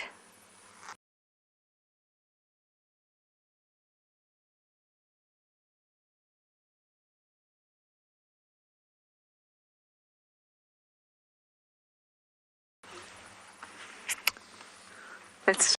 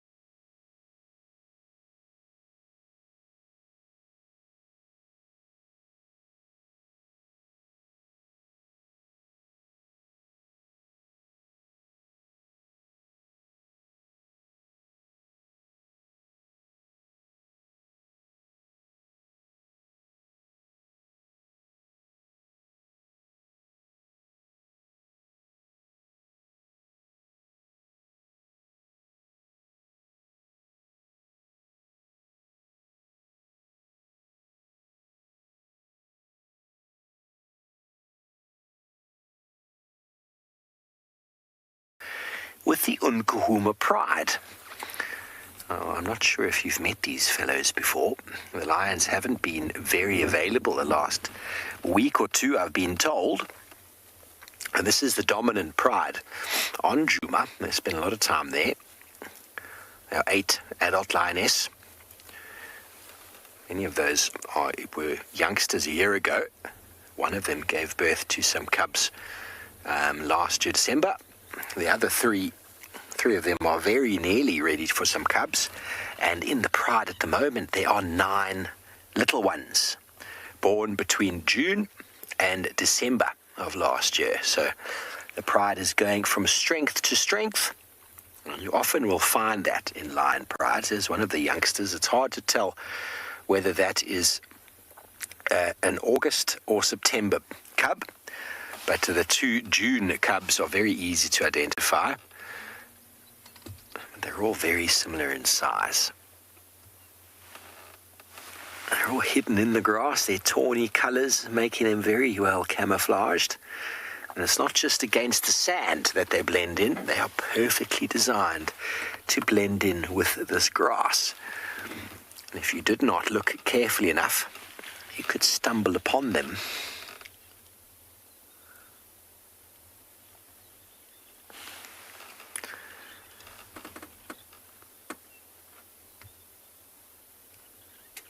A couple of them are a little bit more active than the rest, but for the most part they're all lying down. But we were here for about 5 minutes and we heard some alarm calls of impala just on the other side of the river.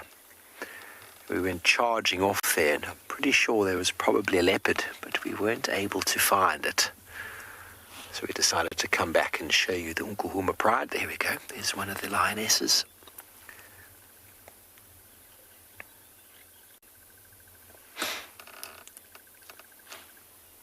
She's either moving to get out of the sunshine, because the sun has slowly started. Oh, there's a cub coming up behind. There we go. And a little one.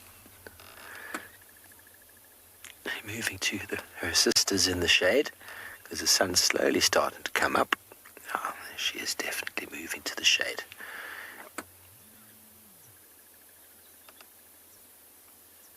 So you can surprise yourself when you come across a pride like this. Often, when you find a pride lion, they're all together. Sometimes they can split up due to the fact there's so many of them now.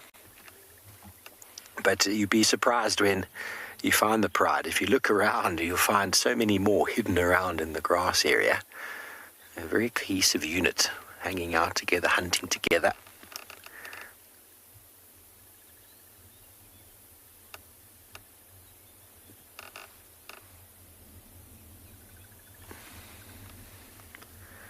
You can see the wind is just enough to keep them interested. We had a herd of zebra on the other side there when we were following up with those alarm calls that were sort of heading in this general direction. And no doubt the wind is bringing them smells of a potential breakfast. And that definitely keeps them, their ears a little bit perked up. Not all of them though, some of them are willing to just sleep. Sleep the day away.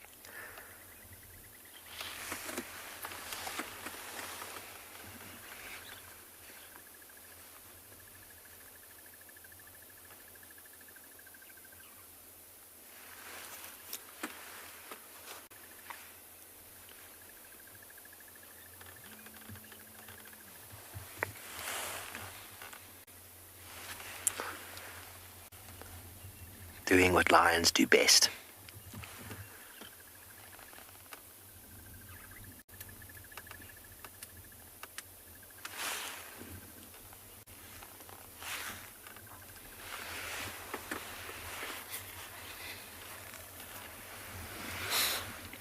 Hello, Caitlin. You want to know the purpose of a lion's mane? Now, there's a couple of reasons why male lions have manes.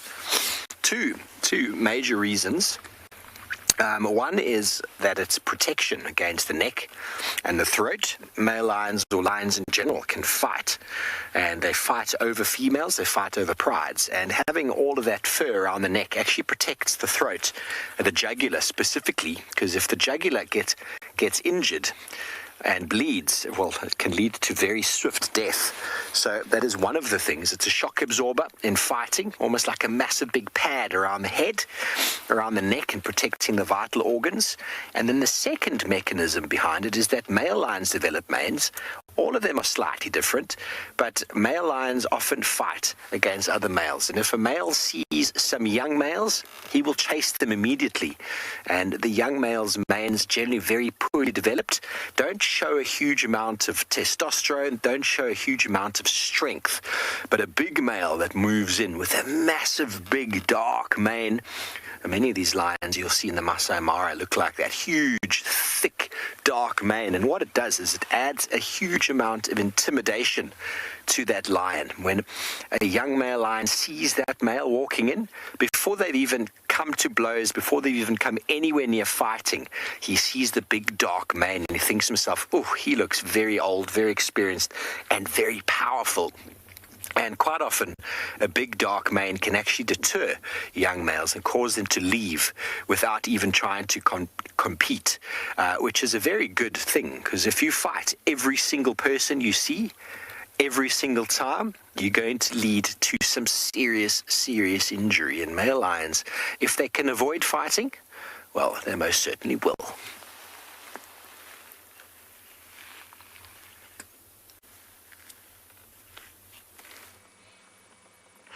Oh, I'm so glad that we have some lions. That's awesome. Now I am here where I have a blue waxbill and a green-winged petilia. We've got a firefinch there too. Looks like a Jemisin's firefinch. Now this green-winged petilia is my favorite. It's always very difficult for me to choose favorites, but the green-winged petilia is the favorite. It's my favorite of the smaller birds.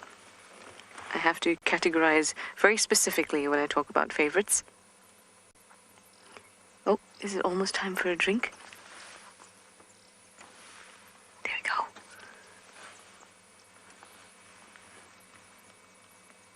Where did you go? Oh, they move so quickly.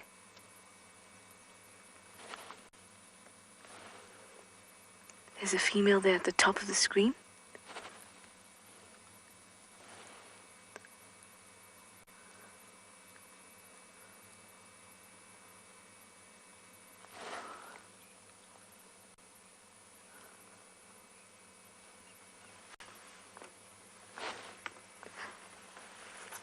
I see another interesting one. Ooh.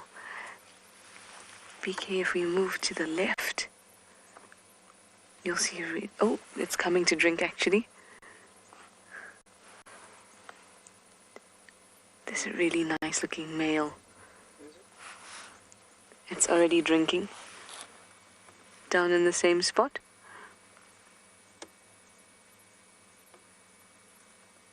There, oh, the green-winged petilia is having a drink too.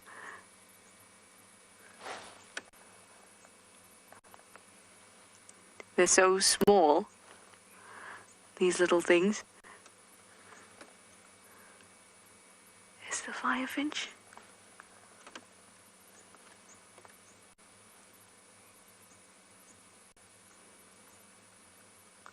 Some great birding here at Chelepan. Oh, and everyone's gone. So blue waxbills, Jemisin's firefinch, and a green-winged petilia, all having a bit of a party at Chelepan. It seems like they're residents at this pan, and I'm very happy about that because we very rarely get to see all of them together.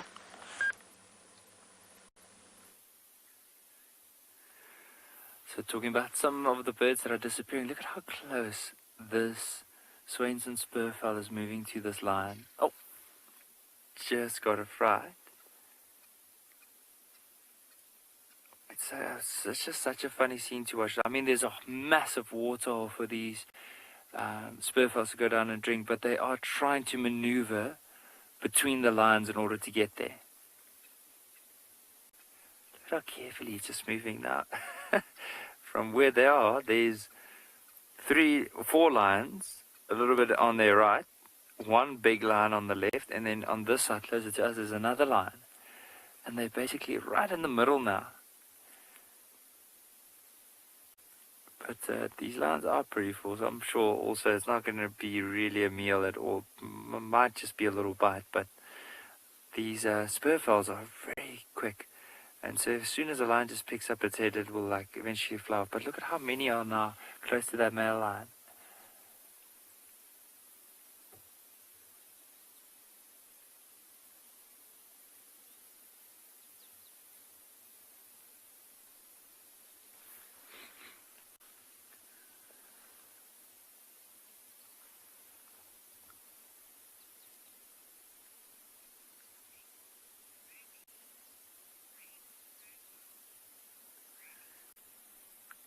Ruby, these are very brave spurfowls, I need to agree. Like, they are like spending so much time around these lines. If I was them, I would have probably already like flew off and gone to another area, just drink and then move off. But you never know. I mean, there's quite a lot of elephant dung around the water, or maybe with some of the insects, maybe some of the seeds, that's what they're after. And if you look at where the lions are, look at all the elephant dung. You'll just see these, it looks almost like barrel-shaped dung balls everywhere. And so that's what they're probably after. They just wanted to go and scrape around and get some of the seeds and that. But I mean, it's all over this whole water. It's very concentrated here because maybe as the elephants are coming in to drink, this is an area that they do prefer to drink from. But luckily those spurfowls have moved off. But you'll just notice these lions are so relaxed at the moment. Now there is a slight breeze blowing. And also it's a little bit overcast, so the chances are they might just lie down here for the next little while because it's not really that warm, so they don't need to move into the shade and the rest of the day. They might even be spending most of the day. I wouldn't even be surprised if they do spend the whole day here because their bellies are full, there's water right here. And of course, knowing their behavior, they could sleep up to at least 20 hours a day. So who knows? Maybe this is where they'll just rest up for the rest of the day.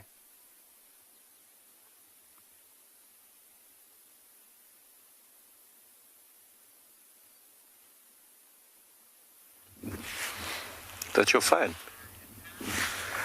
Okay, so everybody, back with us. We're trying to reposition to get you a better view. Unfortunately, this is as good as we can get at the moment. A little bit of a depression here.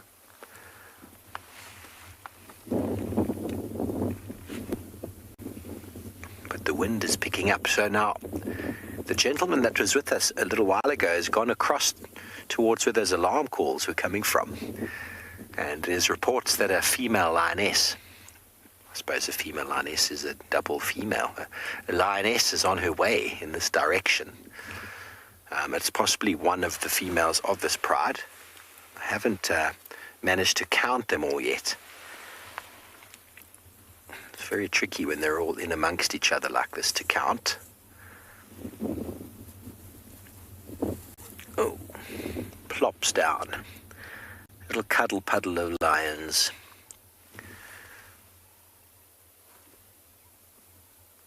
They do get separated at night when they're hunting, and it can often be a couple of days before they meet up again, but they will do what they can to meet up. They are a family after all.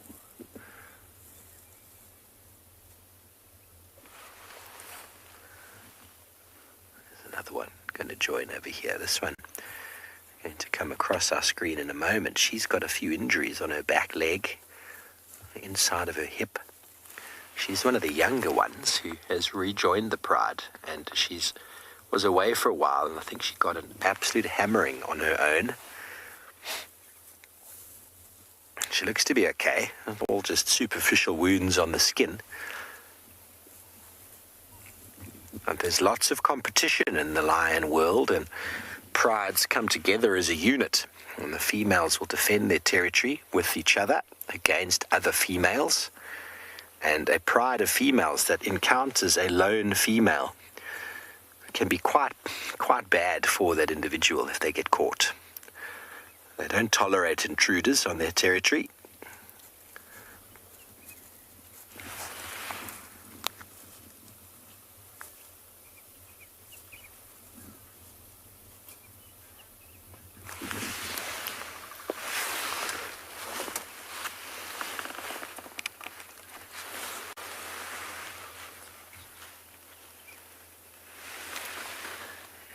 eyes and heads up. They're looking for their siblings.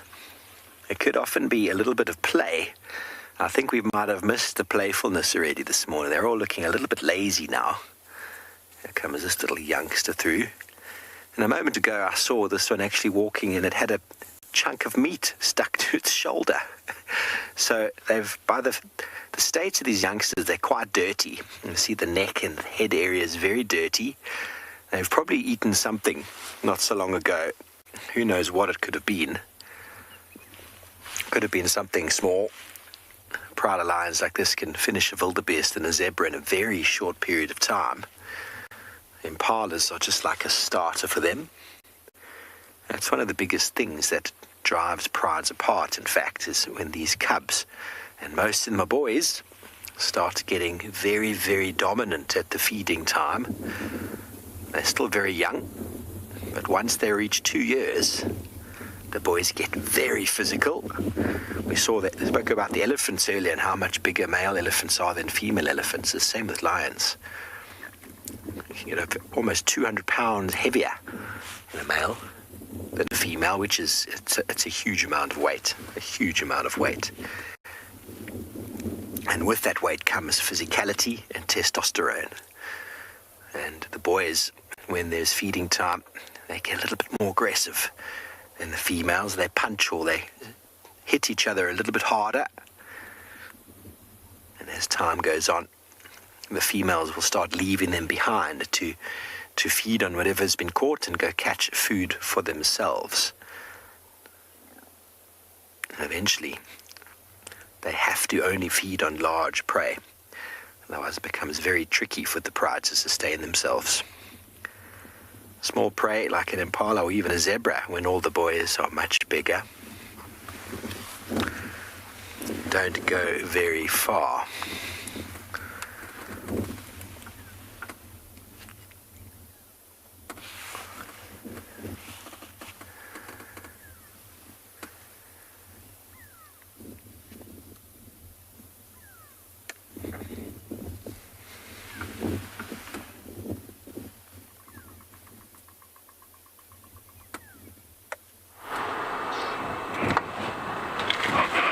Welcome back, guys.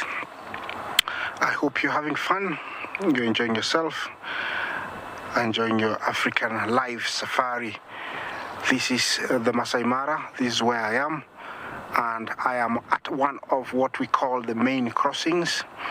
This is a very old traditional crossing that the wildebeest, the zebra, the topi always cross. I'm at a fair distance, so I don't feel like I'm cornering these animals from crossing. There is a potential crossing. I don't know where it's going to happen, but I have a few zebra, a handful. I haven't shared any, zebra crossing with you. It is always interesting to see them crossing, so I'm hoping they're going to cross. They keep discussing on where to cross. They are moving, following the topi. They come and stand like where they're standing right now. I don't know what they're discussing. And then all of a sudden one moves and everybody follows. This is what you expect in a crossing. Standing, moving, kicking, biting, tension. All these are part of the behavior you see at a crossing. You see now there's a newcomers and they look like, we know how to cross this river. We're going to show you. And then all of a sudden it's like, when last did anybody cross it? They sniff and just stop, look across and say, do we have lions across there waiting for us? Do you think there's a crocodile? Is this where we lost one? We lost one of ourselves, last year. Do you think it's safe to go now? Lots of things going on their heads. Remember, it's not a walk in the park. The river is full of, river monsters or the Nile crocodiles. Very, very many of them. I don't know if we'll be able to show you any. Those are rocks there. Yeah, I think we had one earlier. Is that one there? Yeah, there he is. So, they're already waiting and these are the hindrances. This is what stops them from, crossing, because they have had experiences. But, the urge to cross, the will to cross is usually so high they end up crossing. I'm gonna stick around here, and when it happens, I will sure to share it with you.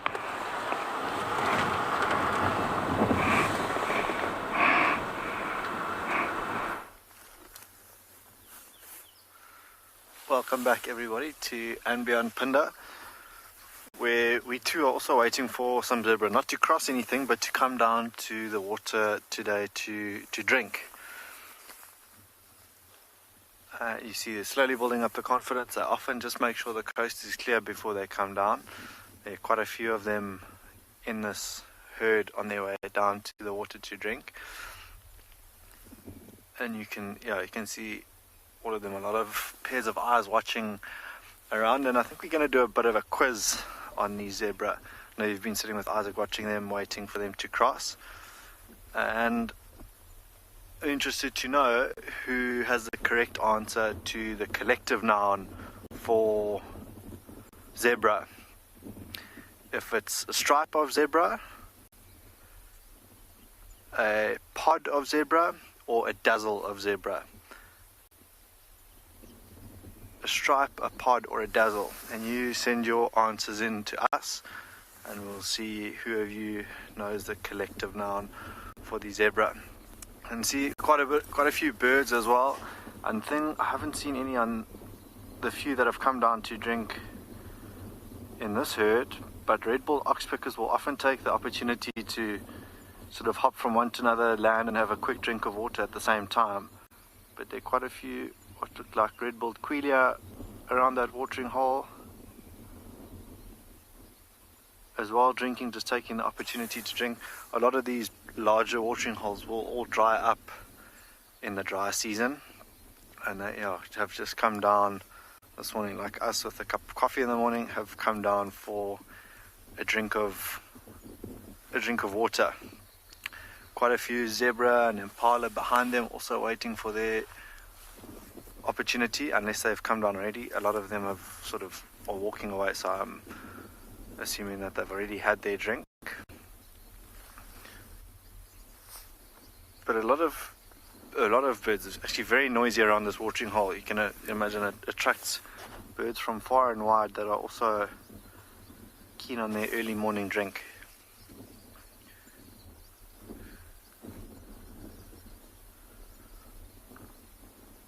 And a good place for us. We haven't sort of come right with any of the predators this morning, but for things like pride of lions to perhaps sit and wait at.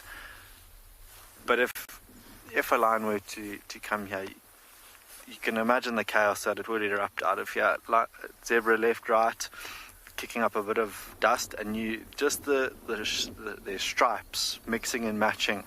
A little bit of a clue for the quiz we've just had,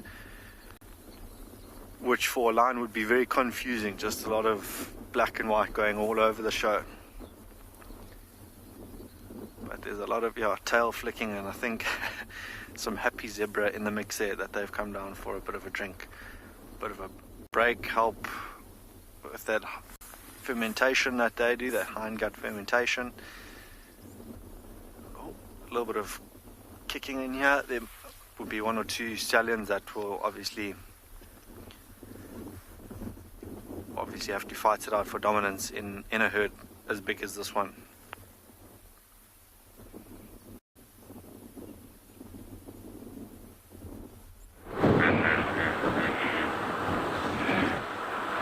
Welcome back, guys, and those two are across the river, and I think they lost their dazzle or the families, and so they want to get back.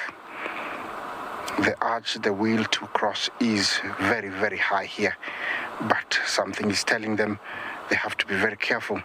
If they do cross, I might say for sure these ones on this side will cross. They have been, moving up and down, trying to find a comfortable spot for them to cross.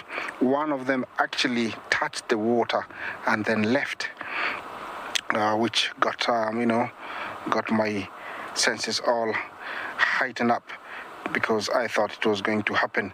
Now they are moving up, and I don't know what is the plan now. Remember, this is all parts of the crossing behavior.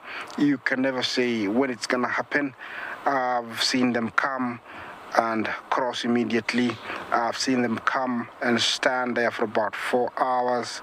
I've seen them come and stay for a few minutes, then cross.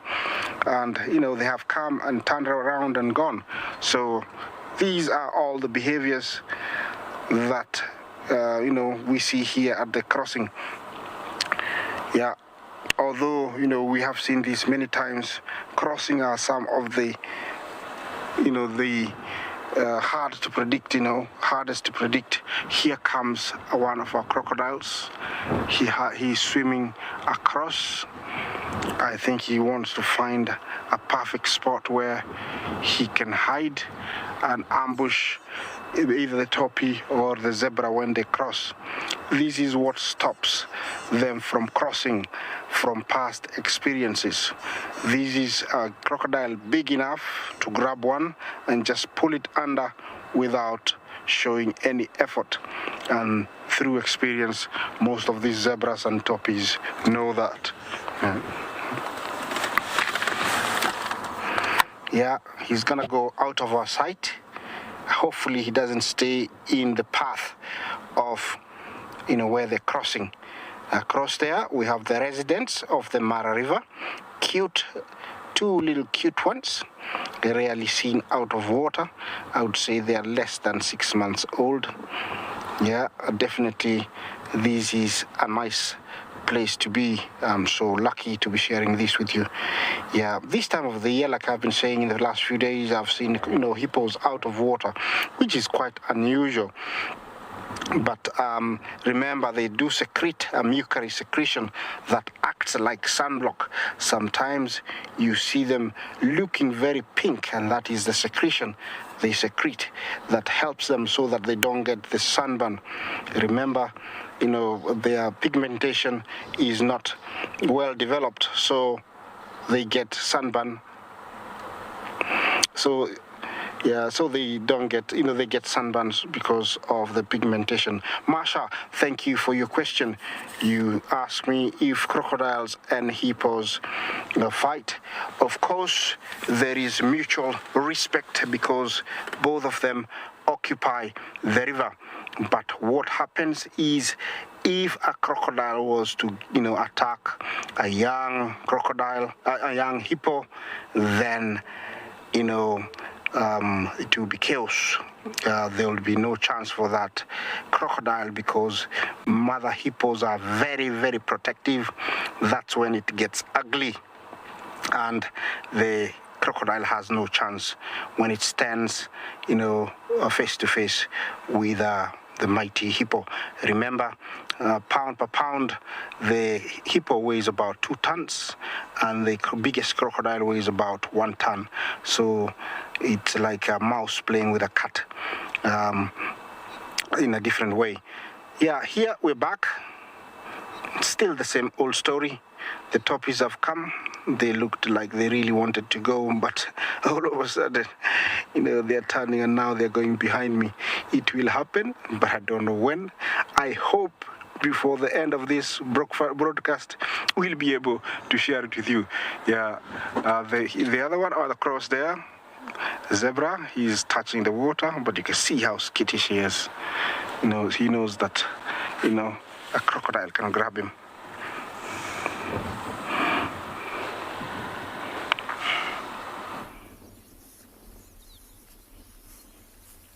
Welcome back to And Beyond Pinda, everybody, where the last of the zebra herd have just about finished drinking this morning.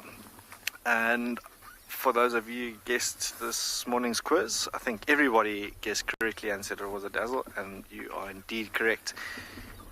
Just, that stripe, the little bit of movement there that you might now see as they sort of spook from the water and each other. You can imagine just how confusing that might be for lions who are trying to hunt in just black and white stripes everywhere. But well done to those of you who guessed dazzle. going to have to make the next quiz a little bit harder, or a little bit challenging, a little bit more challenging. Quite a hot day. You can see the ones at the back slowly starting to filter away from us. They'll probably continue grazing this morning throughout the afternoon. If it heats up a little bit more, maybe find a bit of a shady patch and rest, and then again this afternoon start to feed again. But a very good spot to sit during the day to see what comes and goes.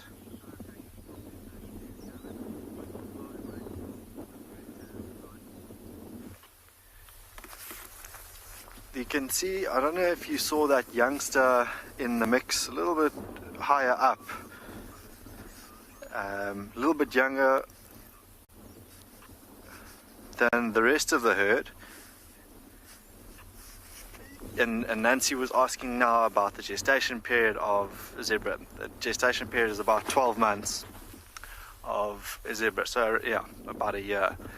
And there's no real season for them to give birth to their little ones. They give birth all year round, and one or two slightly smaller zebra in this herd. No real sort of standout babies, but Nancy around about a year for zebra. And you might often see, or maybe every other herd that you come across, some really, really big zebras, and they are noticeably pregnant. We'll keep an eye out for those, Nancy, and see if we can find any.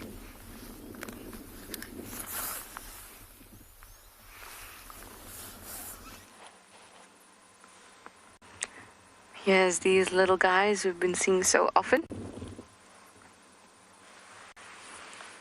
The dwarf mongoose. Now, much like me, they're sitting in one spot and warming up. That's what I was doing when I was sitting with them.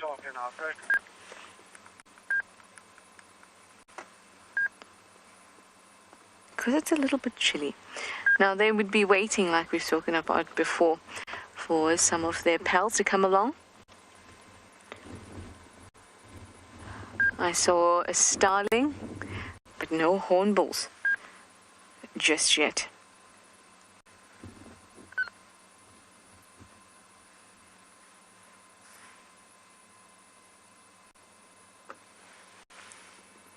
Just two of them. Now there'd be quite a few of them around, probably still in the mound.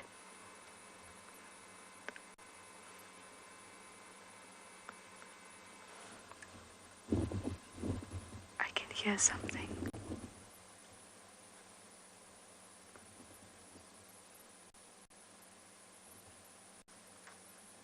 Ah, this apple leaf tree in front of me got me. I thought I could hear something scratching, but it was just the apple leaf that was scratching against another leaf.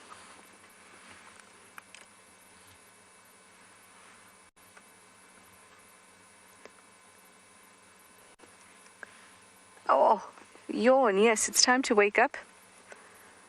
It's about 9:20 here in the Sabi Sands, or in South Africa.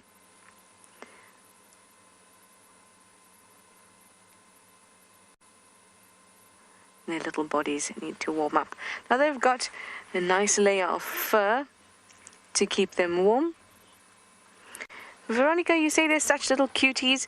They certainly are. They're very, very cute and awfully entertaining, especially when they're out foraging.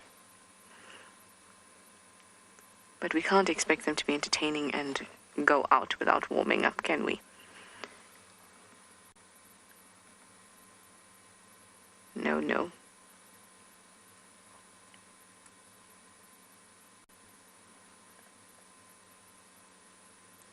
So I was saying that they have a nice covering of fur. It's actually quite dense. I have found a dwarf mongoose, a dead one once. And of course I did have a good look.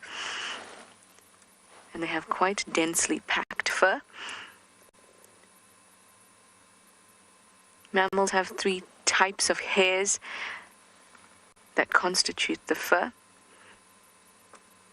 They have really short, fluffy down hairs. That's right against their skin.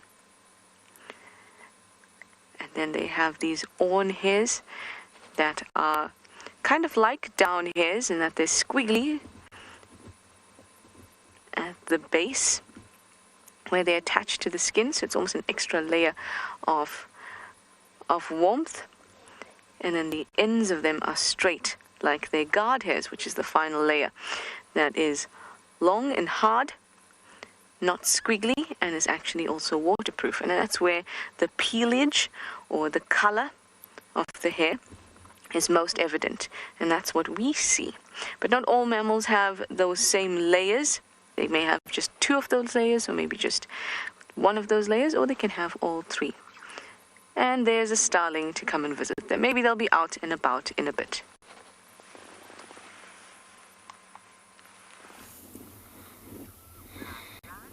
Thanks, Trish. Well, I'm almost certain lions only have 1. They were up for a moment, and now they're all down again. Here's a little cub in the background is busy cleaning, grooming. That takes place at least twice a day, and it takes place always after they've made some form of a kill. Now, it's hard to see on this cub at the moment, but the lioness closest to us, it's actually quite evident with a little bit of rosy sort of pinkness to her cheeks and neck. As indication that they have eaten something. You can actually see there's a bit of congealed blood there on the face. And they ate something not too substantial. But in saying that, nothing's too substantial for a pride this size. 2 months ago, they made a kill of a buffalo, which they killed. They ate in less than 8 hours.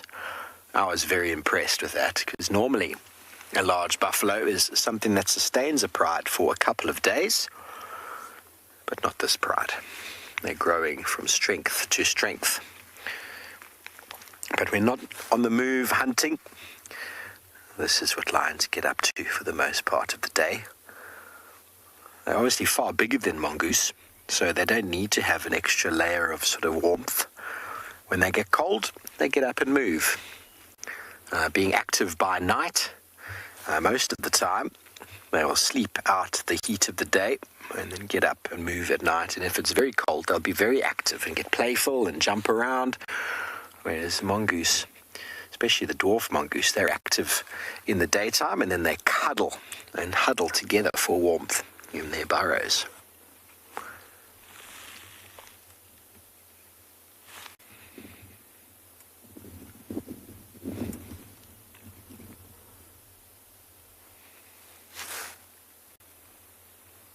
Still haven't managed to actually count the adult lionesses here. I'm going to try now. What we can see is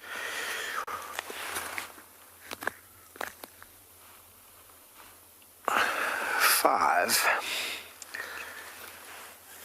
of them. There's more though. They're all hidden around. It's very hard to actually get a proper count unless they're all up and moving. We've repositioned to get you a better view. We don't know who else is hiding in the bushes. Okay, there's another one hiding there. There's at least 6 of the adults here.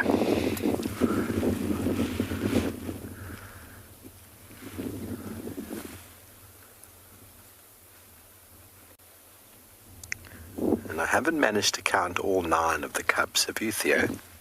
Definitely not.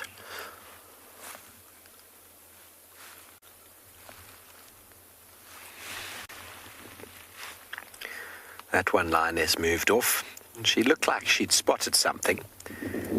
And she's now stopped. She's just above the drainage line over there. I don't know what she might have seen. Their eyesight is very, very good for movement. They can spot movement very far away.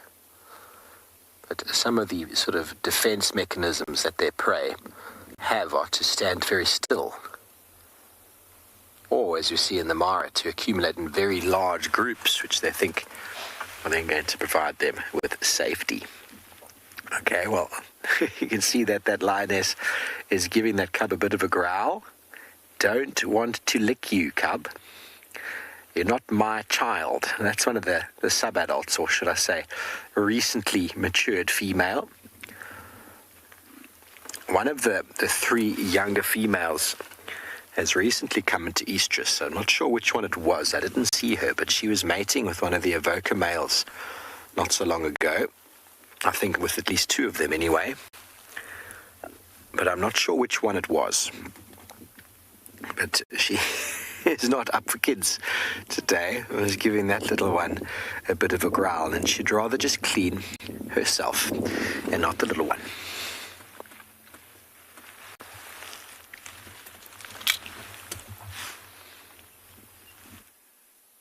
We left the Pride and we went back to where they had that kill yesterday with the giraffe, and we managed to find another lioness. There's actually 2 lions here. The one male has just moved off to the back. But what's really interesting is this lioness. Now you can see she's currently trying to get the last little bit out of this carcass. But when she moved back, there was a vulture that landed on the carcass. She immediately ran back and chased it off. There's also a hyena on the outskirts just waiting for her to move. So it would be interesting if we spend some time here and see if she does move off. If the other scavengers, like the hyenas and the vultures, are going to come in and try and get a little bit of the meat or a little bit of scraps that's left.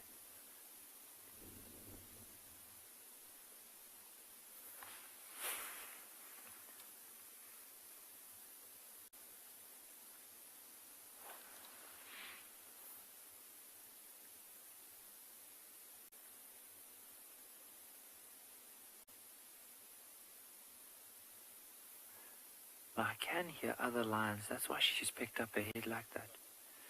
And she's looking down just to see if there's anything.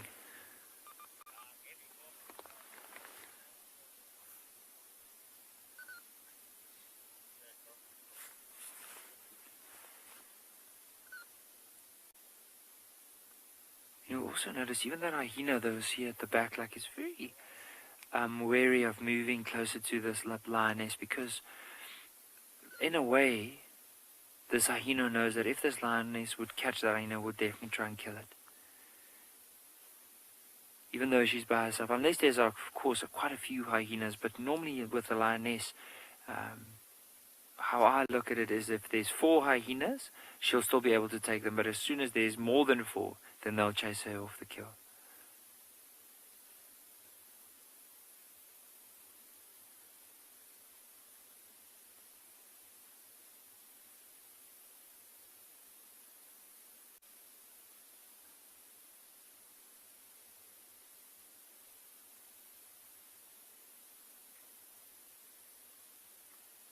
You just hear how she's using those back teeth just to cut through that little bit of skin.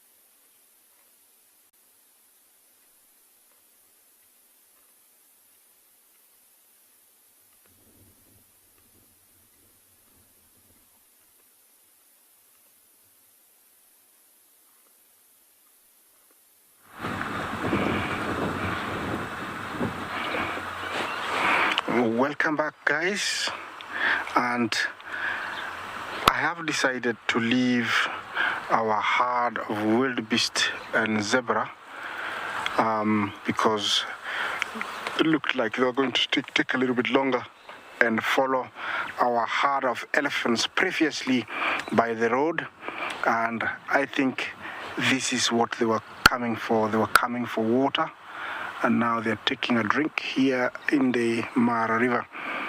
And this is one very big breeding herd. It's always beautiful to see them doing something different, not always in the plains, but having a drink. I was hoping to see them either go in the water and play a little bit, or cross, but looks they were here for a drink. Remember, they also know there are crocodiles.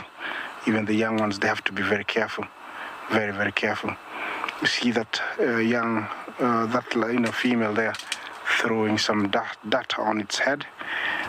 That is to add another layer of dirt that acts like sunblock. Yeah, they're always adding it to cool down so that they don't sweat and lose water, and those biting insects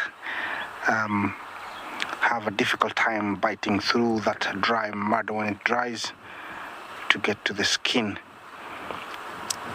Yeah, looks like everybody has had a drink, and very much like us, well, after a nice drink you just want to sit and laze, and this is the case.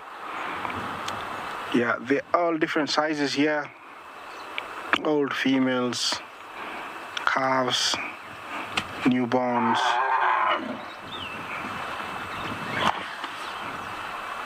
I don't know what happened there. Maybe somebody misbehaved. And yeah, the mood has sort of changed slightly. Yeah, and we also have a bull. Yeah, he's the one actually bullying a younger bull off to my left here. Yeah, he's enjoying acacia. Looks like the yellow-backed acacia. It's very thorny. The elephant and the giraffe are the only two animals I know eat this tree without any problem. Sometimes I describe it as it's like eating a very hot curry because it's full of thorns. It's like when we eat a very hot curry for them, but they still eat it anyhow. Yeah, there is movement. Hope you're hearing to the sounds.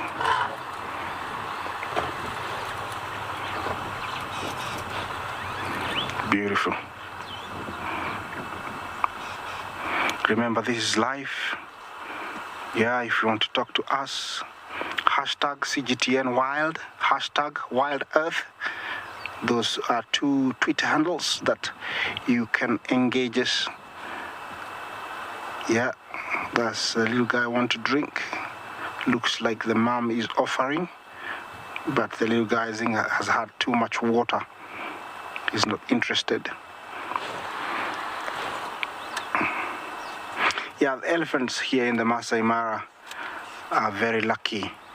There is enough bushes. We have about almost 200 species of different types of shrubs and trees, and I don't know how many grasses, and plenty of water, salt licks. So they have anything an elephant can ask for.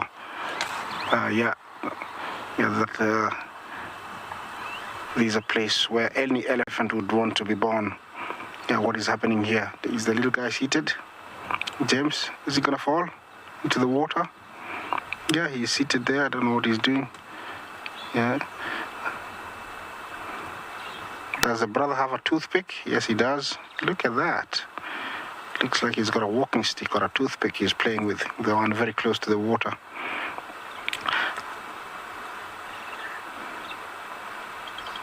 Well, I'm enjoying this. I hope you're doing the same. Yeah, sights like this are not seen every day, so you're very special if you're watching this. Yeah, beautiful females, very healthy. Looks like they have no issues with me.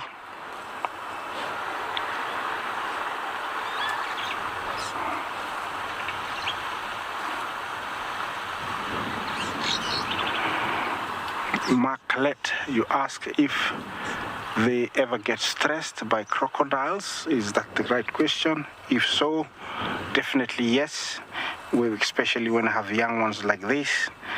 It's of no issue, but because the crocodile is still a predator, it will want to eat, and young ones like the one you can see there is a meal to crocodile. So females definitely will get stressed when they're very close to water here or even crossing. Yeah, they're coming towards me, and I'm very comfortable with that. I have no issues. Remember, elephants are very intelligent, and it's one of those animals that most guides can read their body language really well. So I'm very relaxed, and I'm really enjoying this.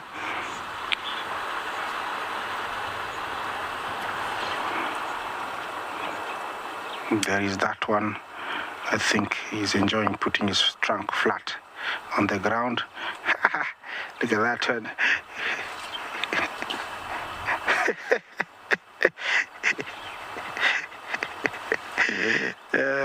This is what they do with their trunk when they're really young. They don't know what to use it for. He's found a really good toy to play around with. He's like, what is this? Am I supposed to use this like this? Look at that. Is he gonna go for it? Why did you take it? Why did you throw it? Yeah. Continue swinging your trunk. Yeah, that was fun.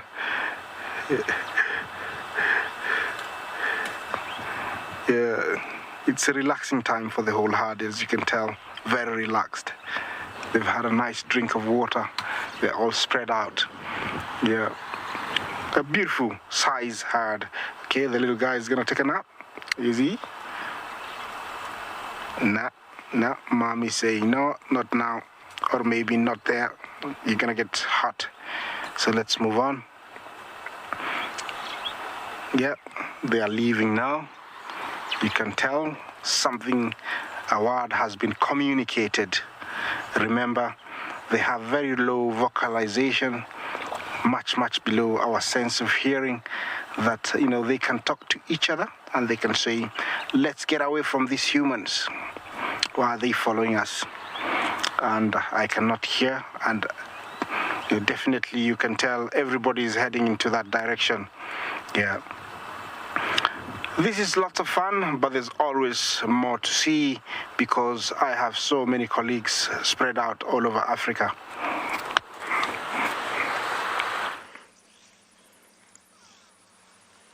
I think it's wonderful too. It's so nice to have the Maasai Mara back, especially so that we get to kind of be with our colleagues up there, even though we can't see them. And of course we can bring all of these places to you, which is amazing. We can watch wonderful things like these beautiful kudu. See, they're quite into thicket. Most of them are hiding parts of their body. And that's where kudus prefer to be. They don't like being in the open like impalas are. Like up on quarantine, you hardly see kudu. That's because they prefer the thicket. Now, their large ears allow for being in a thicket, because in a thicket, if you need to hear for predators, that sound gets distorted, because as sound waves move through the air, they hit objects and become distorted. So in the thicket, sound waves are always hitting the trees. So it can be more difficult to pick them up, and that's why they have these lovely big ears in order to be most accurate in their reception of that sound, as well as to actually collect the sound.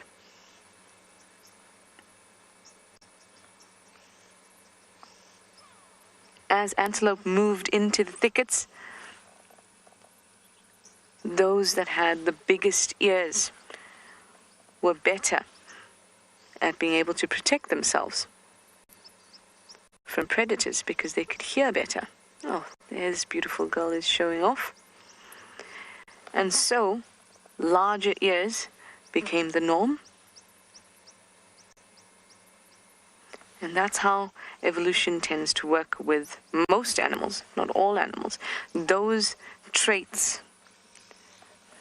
that are going to increase your survival work best, obviously, because they've increased your survival, and therefore you get to breed and reproduce. So those genes that you had, maybe it was a weird mutation that the animal never thought would help it, but now that weird mutation that is assisting it in this environment gets passed on to its young. And the young survive better than those animals that don't have those genes or that mutation. We live on a planet that has such incredible diversity and works like a well-oiled machine. Any little change in that machine, if you think of it as a watch or something like that, any change in that machinery changes all the other steps as well. Sometimes for the better, when you think about the survival of animals. Being able to camouflage well, being able to have these stripes, horns, anything that helps them reproduce, from all those beneficial things to even the things that are not so good, like fine changes in our global temperatures that can throw the whole planet off, because it is a finely tuned machine.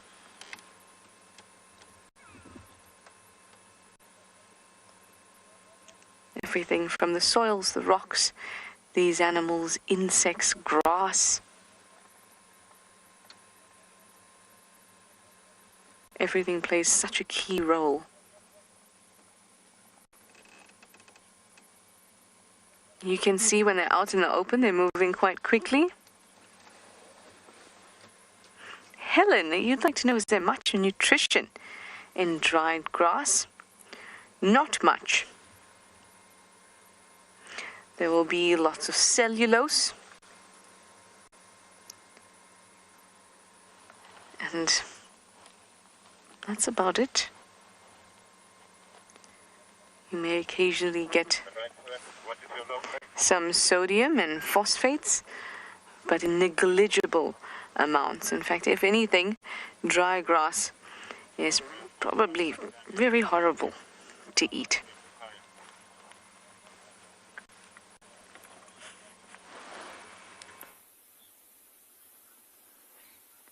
There's a few more lions that have joined up at this carcass now. So the mother's given the youngsters an opportunity to also have a meal. So she's gone and decided to go and lie down just a little bit further back behind the vehicle while these youngsters are currently feeding. Now, I haven't seen the whole pride yet, even those that we saw earlier around the waterhole and then these ones here, but there's still some of the members missing, like the young white female and her sister. I haven't seen. And the thing is, they might just be lying down somewhere here where we can't see them in the tall grass. But these lions, look at how some of them are just looking at those vultures, but they are so full. You can just see they're panting and they're trying. And because they never know when their next meal is going to be, they're just trying to take every little bit that they can out of this carcass before they have to move on.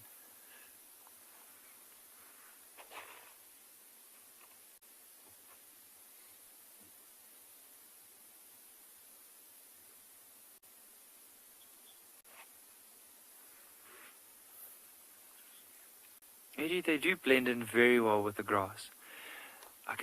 Those two vultures that just flew off, just want to see if there's maybe another lion that's on its way. But they blend in so well. I can even imagine when these lions would have hunted. As soon as they started spreading in this big open area or in this particular area and just used all the cover, it would have been impossible to see them, especially at night, when they do have that advantage over some of the animals. But even now, I mean, this is the broad daylight, and look at how difficult it is to really tell their shape in the grass. Now imagine if they are lying down flat in the grass, how difficult it would be in order to spot them, and there's no movement. It would almost be impossible.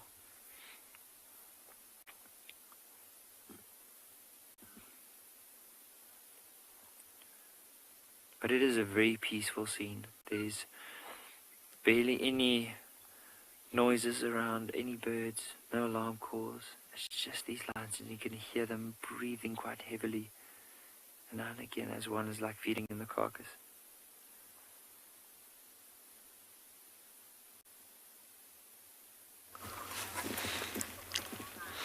Wow, Nikki, you must be super close if you're hearing them breathing. Oh, look at that one there. He's just giving himself a little hug. Oh. Now, we look at these lions, and sometimes we might think of them, due to how close we are, that they are tame animals. Now, please, everybody, bear in mind, these are wild animals that have just gotten used to the presence of a vehicle. Sometimes they might look cute and cuddly, but that is not the case. It is not the case at all. Lions are potentially dangerous animals, and they need to be respected as such. We are very privileged that habituation is a process that works very well on big predators. And habituation means they've gotten used to our vehicles. So the adults would have taken time initially, long time ago. But then when they have cubs, the cubs get used to us very quickly because the adults don't react. You can kind of work it out the same way. If, for example, you're walking down the street, say you're an adult, you're walking down the street with your child, you're holding your child's hand, and something happens. You see something as an adult, and you react to it. Now, your reaction to that will trigger a reaction in that child every single time. Quite often, your child might cry or it might panic without actually even knowing what's happened. But then another time, you might be walking down the road and you're very calm and very relaxed. Your child is thinking, oh my word, what is that? Why am I not freaking out? Why is mum not freaking out? And then because mum or dad's not freaking out, that child relaxes to that situation very quickly. So that is what habituation is. You can sort of think about it like that. And there is another vehicle in the sighting. You might hear the sound of an engine. And so once you have habituated the adults, the cubs calm down and are relaxed to vehicles very, very quickly. But like I said, don't let that mistake you for them being tame. These are very, very wild animals, everybody. Very, very wild.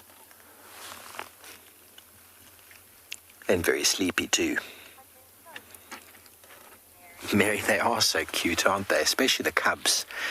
I wouldn't say that the adults are cute, but when they do their little snuggling, like when we came in earlier, they had their head on top of you, sleeping on top of each other. They do look very lovable. But I can assure you, when it comes to feeding time, your mindset about that changes very quickly. Even the small little one there, in the middle of shot, even that one turns into a vicious lion as soon as there's food on the table. And it is all about being a lion. Lions are very tough, very strong animals, and very physical. Very, very physical. And they got to learn to take a beating from a young age if they want to be big and strong later on. Nature favors strength. Survival of the fittest. The strong will survive, and their genes will be passed forward. And the Unkuhuma pride is going from strength to strength. We're very excited about that because when I started here, the pride had just gone through a traumatic event of a disease that plagued the buffalo populations due to the drought. And the cubs that were new at the time were decimated. They all died. I missed the beginning of that. And there was one little youngster that held on for quite some time. And then 2.5 years later, here we have 9 little youngsters in the pride. And it's very exciting to watch them grow.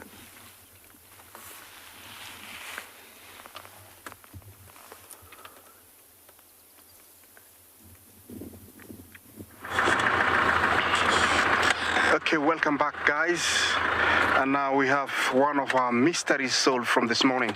As you can see there, the crocodiles are just about to feed.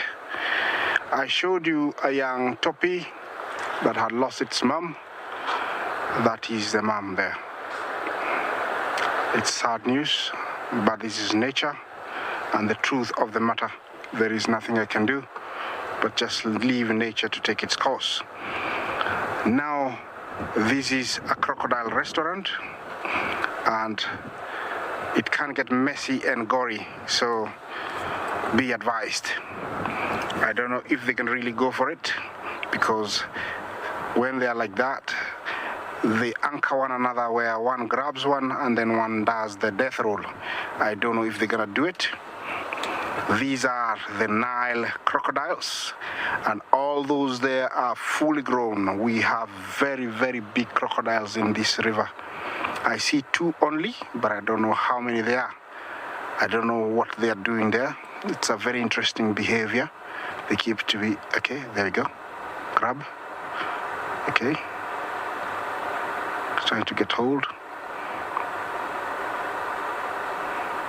Yeah, it's Tony, thank you for your for your comment. They are very huge, these crocodiles. Yeah, I call them big daddies or submarines because they're really, really big. Looks like the one holding on to the toppy right now is actually bullying the others. You can tell they don't want to get close. There is one coming in from the right. I don't know what the strategy is here. Looks like the one holding on to the toppy is holding it by the leg. Yeah. The moment it's open, there's going to be a feeding frenzy. Definitely, because the smell of blood. Everybody's is gonna wanna go for it.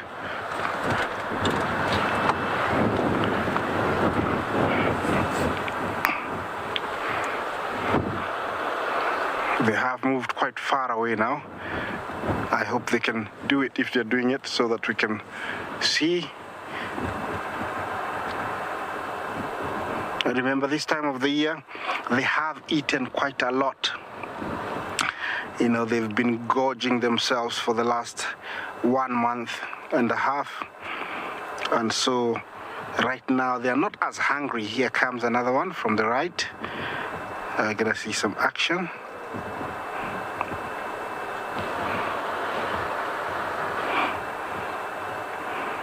There comes another one also. There's more and more.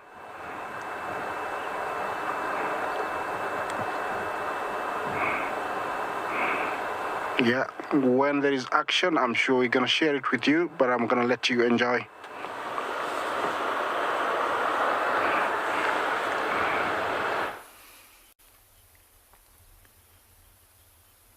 Welcome back to Unbound Pin, everybody. We have found 2 of 3 very large and impressive kudu bulls. You can just barely see his body, but those spiraling horns there as he walks away from there, and it's now just the horns that stick out from the top of this thick vegetation that he's walking through, these guarri bushes. But yeah, him and the other one that's walked out of picture left of us have massive sets of horns, very, very impressive sets. The largest antelope species that we get here on and beyond Pinda, and just very majestic animals. Every time we sort of stop and start the vehicle, they stop and look at us. They've almost looked like those NFL football players with those chevrons just below their eyes, those white chevrons below their eyes. And as he walks, he's, I think, quite lucky that he's walking through an open area like this, but in very dense vegetation. And it's just commenting on how curly his horns are. They can get in the way, and if he is walking through a thicker area, and I'm not sure if you've ever seen them, but when they're walking through an area like that, they'll actually put their heads back, so those horns sit almost flush on their backs as they walk through, and now just completely disappeared as they continue to browse this morning. You might just see a horn here or there sticking out, and it, like you say, very, very impressive, but they seem to have disappeared. There were 1 or 2 others off to our right, but they have now, completely disappeared. No luck this morning for us on the cheetah front, but lucky to come across these kudu bulls.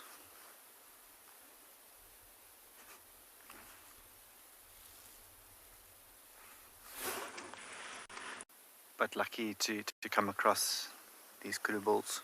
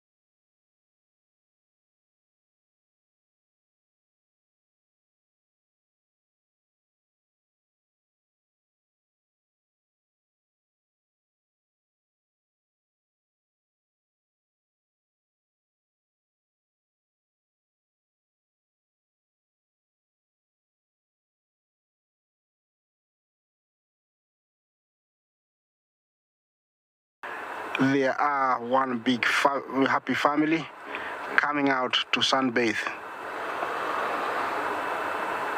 They are not bothered by anything, the hippos, apart from, every now and then a crocodile or a lion will try and take a young one.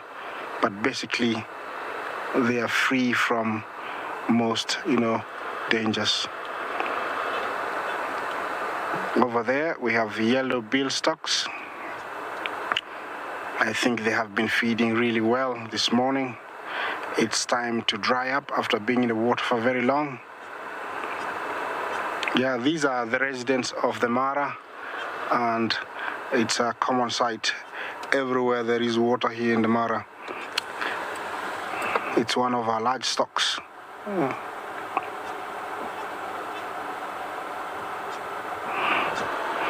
Tony, thank you for your good question. Is the water level very high right now? I'll say no. Right now it's moderately low, although it does get slightly lower, but I would say it's low. Highest is in the months of April, May, and June. That is after our long rains, and it can go up to around almost 15 feet high from where it is. So it's very low right now. Yeah.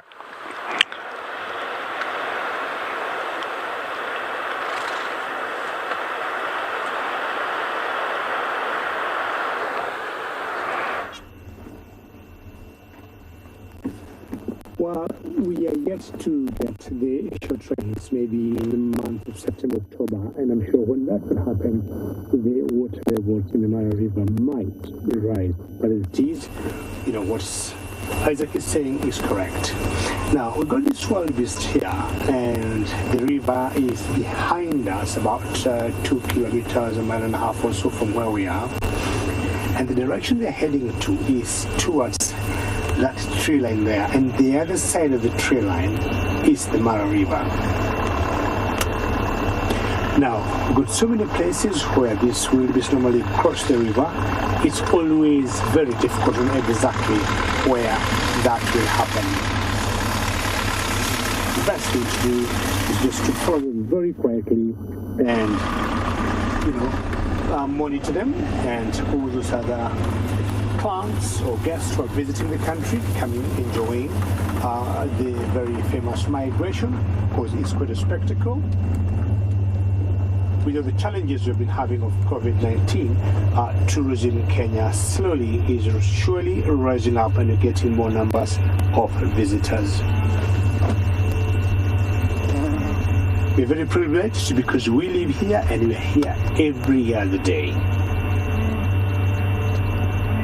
Remember, should you have any questions or comments, please send them through. You can tweet #CGTNWild or #WildEarth. We'll be happy to interact. So gonna stay here, enjoy this wildebeest, try and follow their movement, and maybe find out if they might get close to the river, and I'll join them. There's one vulture that decided to venture off a little bit closer to the carcass. Now, it seems like the youngsters don't mind it too much, but here we go. I spoke to you, and I knew, like, as soon as that vulture came down, there's a good chance one of the lions might get up. And I could actually see the one bigger lioness at the back also lifted her head. So if this one didn't come, that bigger one would have definitely come to chase that vulture off. And it just shows you, I mean, they basically finished the carcass. There's very little left, and still trying to get every little bit of scrap that they can get.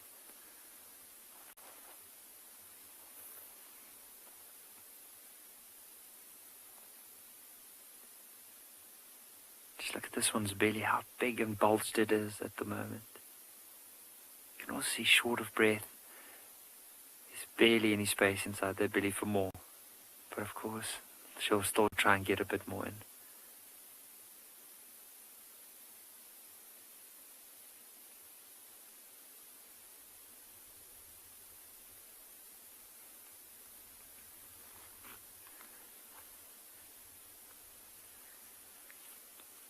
decided there's not much left, so she's just heading across to the other one.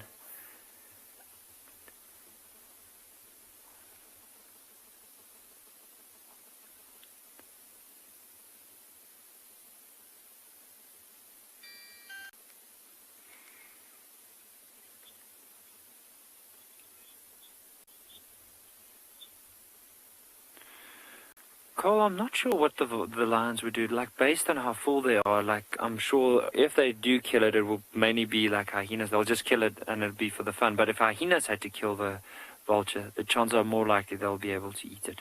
But it also depends on how hungry the lions are. If lions haven't been eating for quite a while and they're really pushed, I mean, they are opportunistic and they're going to try to use that opportunity to, of course, feed themselves.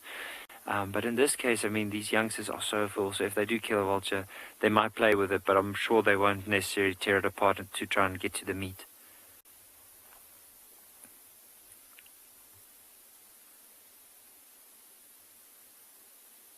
But the other thing about vultures, though, is that they're very, like, quite smart, especially around carcasses. Sometimes especially when there's a lot of hyenas, there's a chance that they could be killed by hyenas, like, because they just get in the way and the hyenas eventually kill them. And the other danger for them is jackals. So sometimes with the younger ones, whenever they go and they, especially close to a waterhole, if they go for like a bathe, and the youngsters are still too wet to fly, then you might find that jackals could possibly kill them and eat them. But lions in general, like, I think during my whole time as a guide, I've never seen a lion kill a vulture or even feed off a vulture.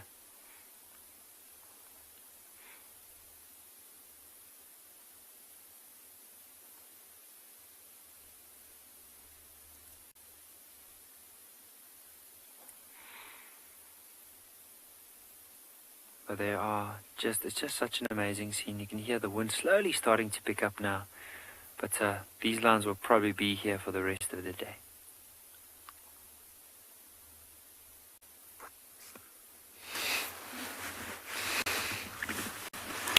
Thanks, Nikki. Well, I think our lions are going to be here for the rest of the day too. They all jumped up a moment ago. One of the cubs started walking towards them, and a scrub hare bolted out of somewhere, and the whole pride took to their feet and was ready to pounce. It's quite comical, actually.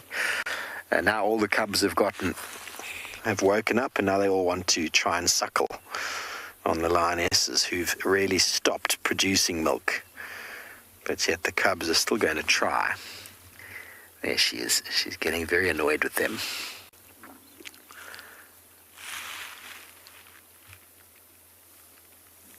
See if you can hear the noises they're making.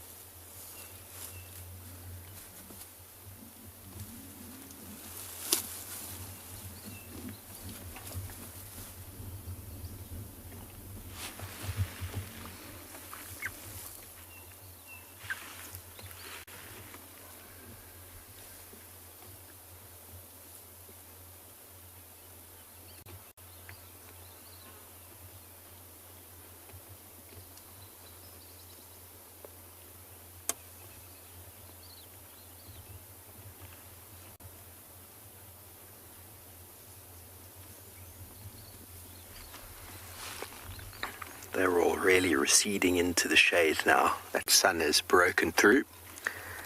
They're starting to warm up quite a bit. So I'm almost certain the lions are going to be pretty much right here this afternoon, unless something stumbles through here and causes them to move on after it. Very likely they're going to be right here.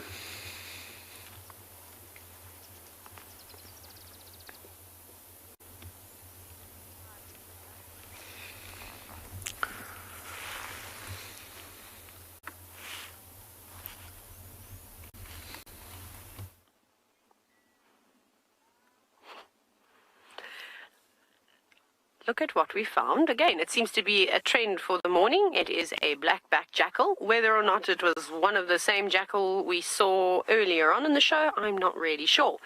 but it's very unusual that it's come down to have a drink. I can't say that in all my years of guiding I have seen very many jackals drinking from watering holes. Just occasionally, very exposed, coming out like that. Ah, look, did you see that? It's just urinated on top of the elephant dung. So now I prove my point when I was telling you earlier how they like to defecate and urinate on top of things, on things that are higher. But what are you doing here on your own? There's just been so much activity around the dam this morning and so many signs of predators. I wonder if something hasn't gone, behind the dam wall. Up it goes. It's just up. There it is. Being very cautious as it approaches the edge. Sorry, we might get one last view of it. Come on, Jackal. Poke your head out.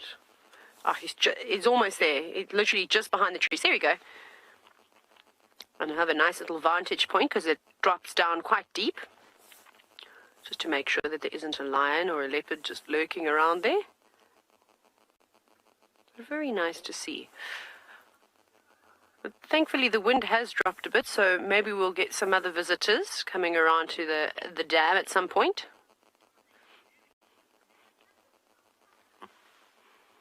Ah, Louis, yes, it does seem like there are jackals all over. And they're normally quite shy, so it is nice to spend some time with them.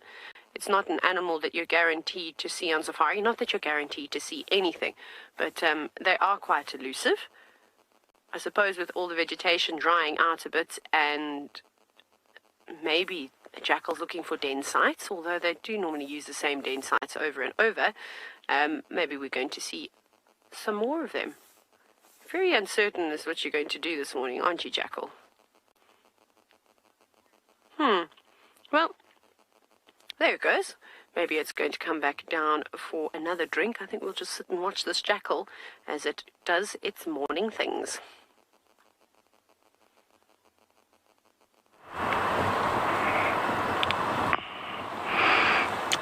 Yeah, we're still parked here, and looks like the zebras have done the same. They have parked.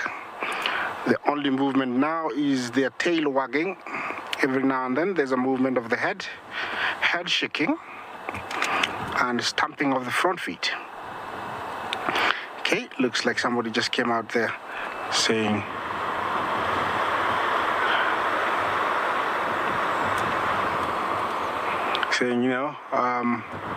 I'm not going, it's not a good place to cross.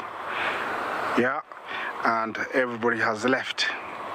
Maybe it's a good decision, because out of the the angle of the camera, there is a very big croc that just came out of the water, and he's dead straight on the path of the zebra. So there's no way they're going to go.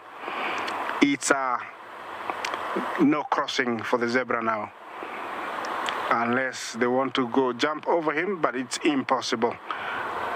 Yeah, you can see how they're shocked to see him out of water. It's like, my God, I told you, Lucy, he was very big. Look at him. Yeah, my instincts were right. I told you it wasn't good to go. Yeah, looks like that's what they're saying. So at the moment, it's no crossing. I'm gonna drive there, share that crocodile with you, and maybe try and find something else for you guys. But even for me, I think it's a no crossing for the zebra. If you allow me, I'll just move to where we can show you the crocodile. And then after that, I'm gonna move on and try and find something for you guys. It's rather tricky here. I have to concentrate, otherwise I'll go swimming myself.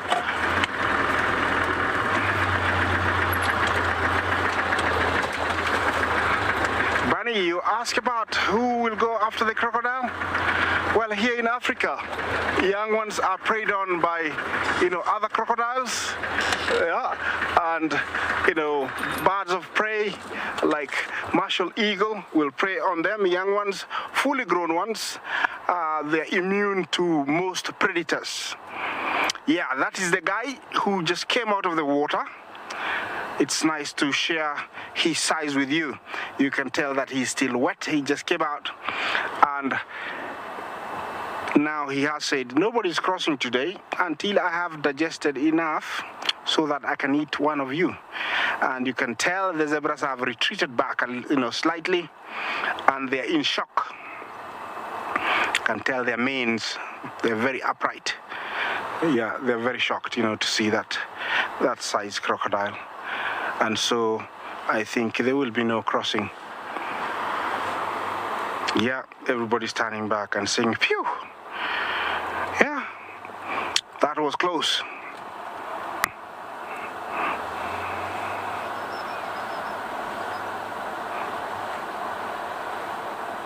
Cherry, I think there's a misunderstanding there. And I think that is something that should be corrected. 90% of the time, crocodiles will eat fresh meat. It is a myth that they kill and store their food underwater. Nobody has proven that. Every time I have seen a crocodile in the Mara River or in the other rivers and lakes that I have visited in Africa, they've always been going for fresh kills. Either it is a zebra, a wildebeest, a buffalo, a Thompson gazelle. It is fresh, and no matter if it is 2 days old, it is still fresh.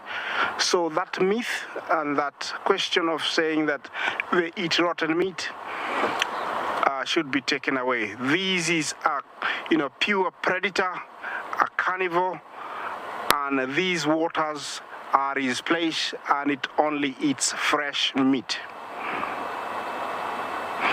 Cherry, I think I've answered you. So I think it's about time for me to leave the river, and I have to thank it because it has been full of action for me. It's unfortunate I couldn't share, a crossing, but you never know. The coming hours, the coming days might be, a place that will, applaud and appreciate. Okay, I'm gonna move further. Maybe I'll find something for you guys.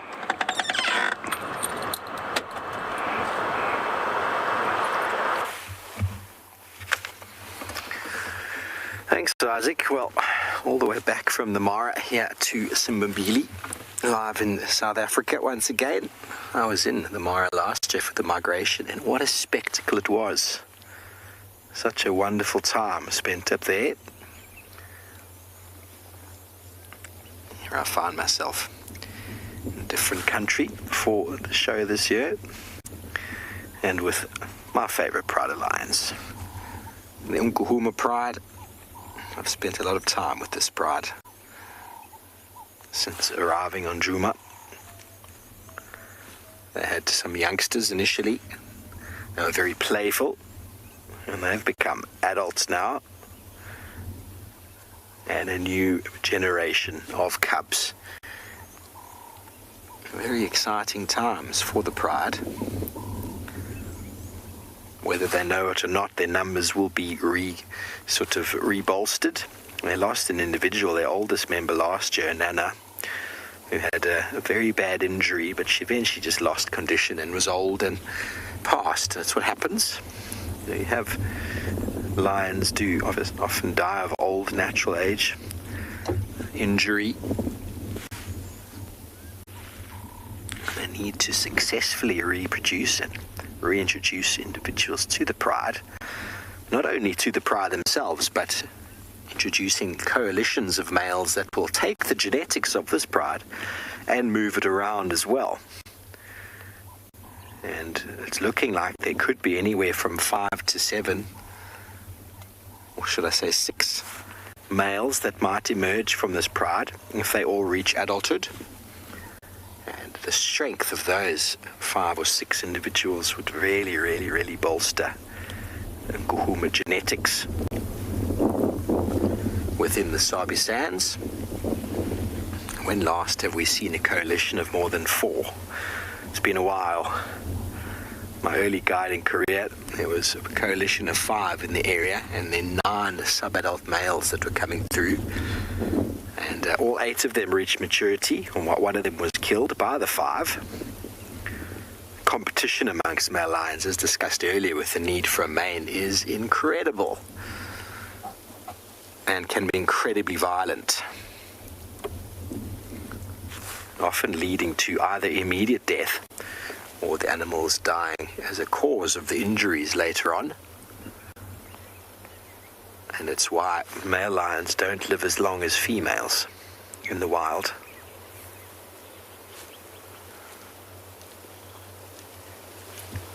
But right now, none of that is going through their mind. They are just living day by day. Clearly still hungry, the way this one's head is up. The wind is just wafting all sorts of smells towards them. If you've ever been hungry in the morning and you can smell breakfast being cooked somewhere, it does something to your tummy, doesn't it?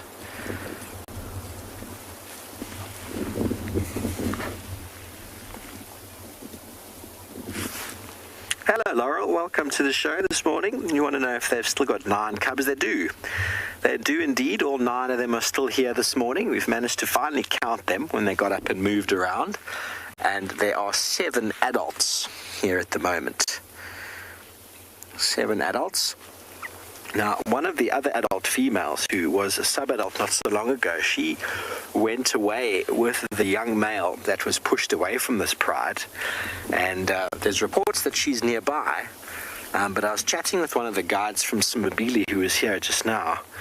And he says that she keeps trying to join, but the evoker males won't accept her. The evokers are the dominant males of this pride currently. And every time they see her, they try and kill her. And that's probably because she moved away with her brother, who was coming of age, and he was chased away by the evoker males, and so she followed him around. And so her familiarity with the pride, or their familiarity with her, the evokers that is, they've decided they don't know her, they don't like her, and she's not welcome. So apparently every time she tries to join, if those males are nearby, she catches hiding. So shame. It's very sad because she will not be accepted by another pride. Lionesses on their own. It's not a common thing to see. They don't do as well on their own as they do in the pride. There's too many pressures. They're not able to maintain a territory or protect themselves or protect kills against prides of lion. And as discussed earlier on in our lion sighting this morning, females are very violent against other females as well if they feel like they're transgressing and crossing into their territory. And if she's not accepted into this pride, her life as a nomad, unfortunately, will probably be rather short.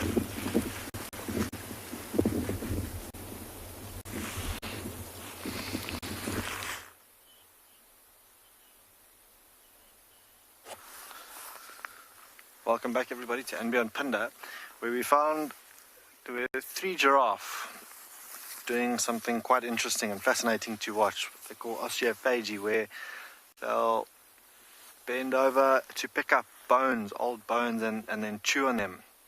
And the said giraffe that was doing that just before you all joined us dropped that bone and has carried on. In fact, now hiding. You can see just behind that tree, is hiding behind that. But you never know, like you're watching now with lions and fighting, if they maybe sort of catch something months down the line where there's sort of graveyard and a lot of bones hanging around, things like giraffe, even Yala will go and pick those bones up to chew on them and try and get a little bit of calcium out of them, which is quite interesting behavior. But Murphy's Law, as soon as we point the camera on him, he drops the bone almost as if he's doing something he shouldn't be.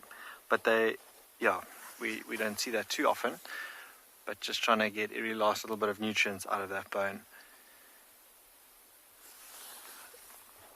Already quite hot. A little bit right of where you're looking now is another one standing in the shade of a tree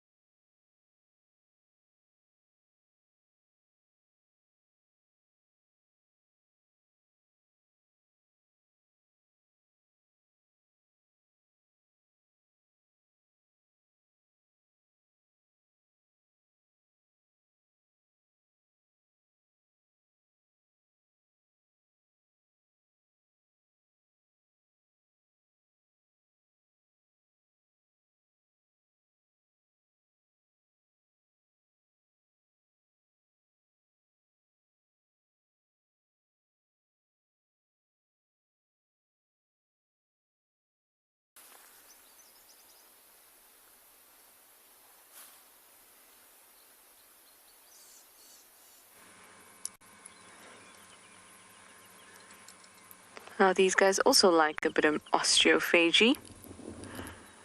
Chewing on some bones, you get calcium and phosphorus, other minerals that ordinarily they wouldn't find just scattered amongst the leaves that they eat. You can also see that they're bunched together quite closely, and that's because they are very nervous. Some impala close by have been alarming. And of course, as soon as I go to check, they stop alarming. So I've decided to just stay put and watch and listen out for a little while. We've got a nice view, quite a wide view. It's not too bushy. The small pan is off to the left there. So we'll be able to see if a leopard comes around.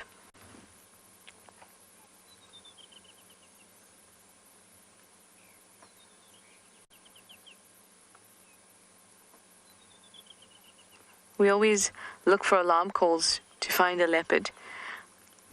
But there have also been plenty of times, and there has to be plenty of times, otherwise they wouldn't get a meal, where they are very close to the impalas, but they're not alarming and we can't see them. So it's important to just stay put and wait it out. Patience is very, very important out here in the bush. I did manage to get a piece of the paper wasp nest though.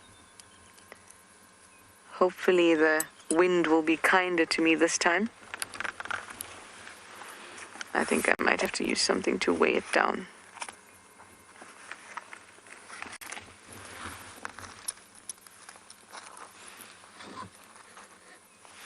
There we go.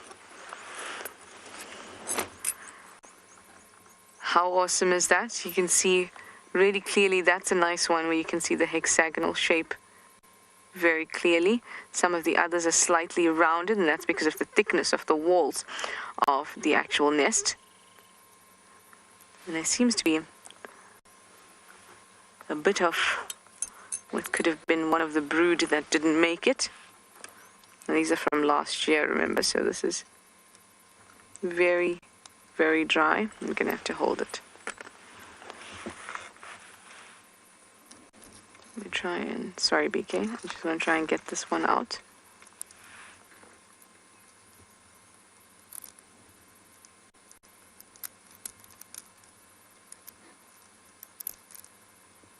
Ah, did a fantastic job there. The wind is now going to take it. Let's see if I can empty that.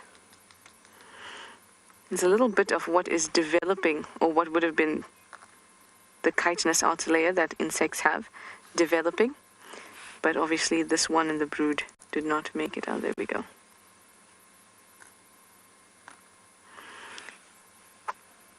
You can also see here that there's little doors. I'm just going to have to hold it because of the wind. Little covers to these, and when larvae hatch and they're done developing, they break out of that. It's very, this is also a nice angle down there. You see that? You can see they're very long. So what would be a small tiny larvae that big in there grows and grows and grows and fills up this space and then pops out. It's very paper mache-y. Squeeze, squeeze, squeeze. Look at that. It's quite strong as well.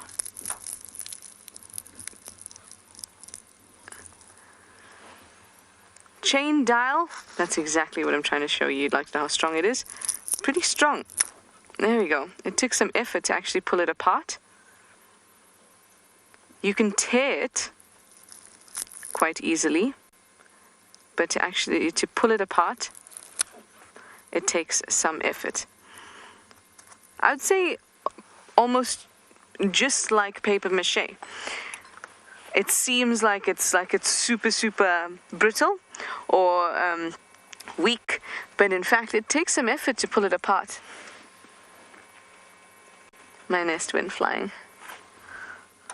Again, I have to look at the impala so you don't see my disappointed face.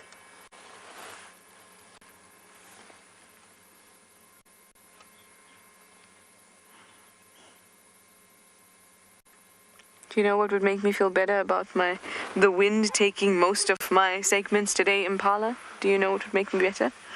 If you start alarming and showing me that the leopard is close by, because then I'd be very, very happy.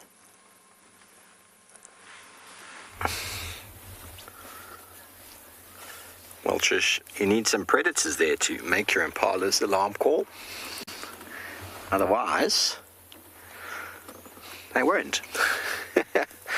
Well, our lions have spotted some impala in the distance on the open area. We can't see them from where we're sitting, but it's a little bit too much of an ask for them, really. You know, that sort of mindset, you're sitting down on the couch and you want something from the fridge, but you just can't go. Yeah, that's what's going on right now. You weigh up all the options about getting out of bed or off the couch or whatever it might be. Maybe it's cold, maybe it's hot, maybe it's far, maybe you're just very lazy. These are all things that animals weigh up every moment when it comes to energy consumption. We think about it, animals think about it. What is the energy expenditure that's going to require for me to move all the way across there in the heat of the day to catch animals that are very vigilant in an open area? A lot of energy. We're feeling the heat now. We've been sitting here in the sun for some time, and the sun is well and truly broken through the cloud. And we're going to need to find some shade soon before we start to burn.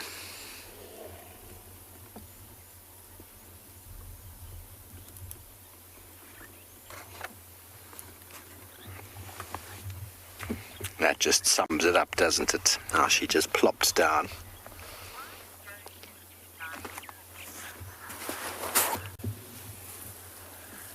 Biggerback lions actually do have different color eyes. If you look at this individual in front of us, he's got very yellow eyes.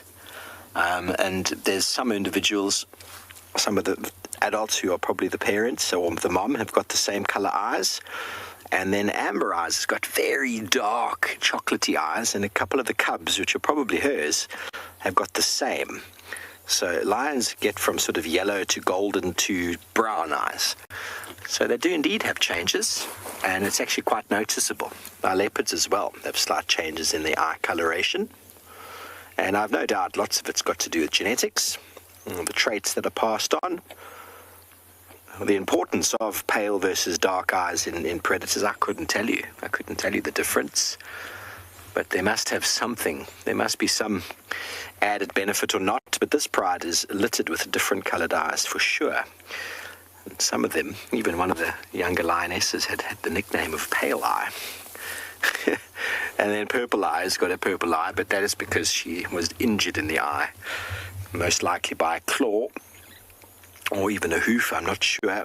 And so her eye is completely covered over. The cornea is completely... Let's see if we get this cub's eyes here. What colour are you? See, you've got a yellowish sort of... Ooh, I'm going to see if I can get some milk. Come on.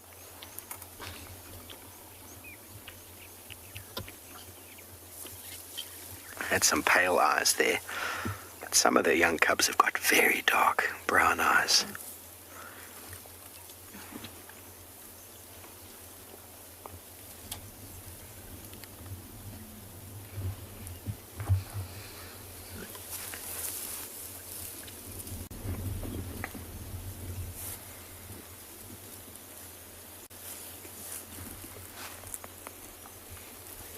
Oh, that was hard work. See, the energy requirement to move over and try and get milk from that adult. See the pale eyes. Oh, hello. I'm upside down. The energy requirement to go and get milk from that adult was weighed up. And now it's gotten there. It's realized, oh, that was a waste of energy. Let me go to sleep.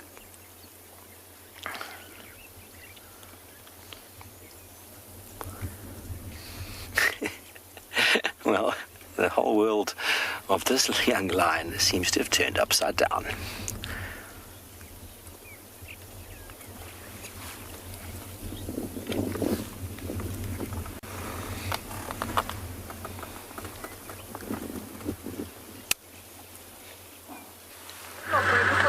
Okay, yeah, welcome back, guys. Yeah, and I have striped ones here again.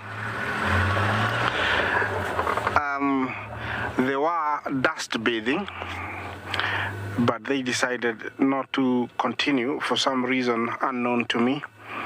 I wanted to really share that with you. This is a gang that was dust bathing. I don't know if they're gonna do it. When they do dust bathing, they go down on their backs and they try to do a 180 using their backs. That is to add a layer of dust onto their skin and hairs that smothers whatever is there. It could be flies, could be mites, could be other insects. Also, it will act as a sunblock when it gets too hot.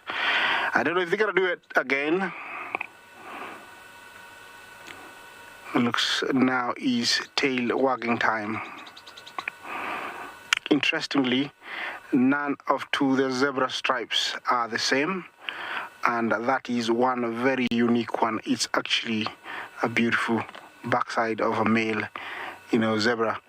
There's no two that are the same. They're very much like our fingerprints. Yeah.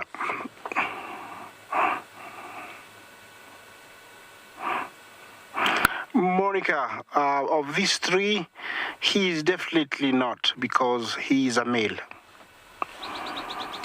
But zebra females, especially when they reach an age where they can conceive or carry a baby, they're always pregnant. They'll never be, go without being pregnant. They usually are suckling and they are pregnant, so they're always pregnant. And it's one unique adaptation for the zebra. It is not pregnant, it's just very full, and they have these big bellies, the zebra. That's why it looks very pregnant. Unique part of zebra is that when a female is suckling, it will come into season, and so it will breed. And as soon as it drops the young baby, it will, the young foal, it won't take long for it, to come back into season. That's why they're always they're suckling while they're carrying another one. That's a beautiful pose. Look at that. Look at the stripes.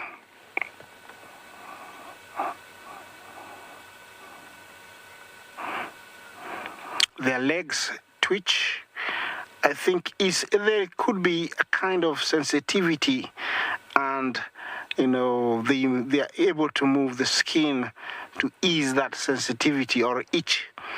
But it's something can be corrected. I'm not 100% sure if that's the correct answer, but I think it's sensitivity, and so they twitch their skins to ease the sensitivity in the skin. Look at the legs. Look at that pattern. It's really, really beautiful. Look at that. Yeah, very unique. It's sometimes nice to just focus on one and have a look at it keenly and see, look at the tail. It looks like somebody has been doing some very nice braiding. The legs are, beautiful painted, you could think. Yeah, it's just an amazing coloration, amazing, mix of patterns. Yeah, there's somebody passing, and that's why he said, I'm not staying. Yeah, excellent. Yeah, there's more to the right over here. Yeah, they're heading out into the plains. Yeah, I think in the coming days we'll be having a huge zebra crossing, and we will be sharing it with you because this is an animal that we haven't seen them cross, but we will be seeing them quite soon because they're edging onto the river. Yeah, and I'm hoping, we can really share this with you because, I stayed there, but they didn't cross. I'm hoping to share it with you.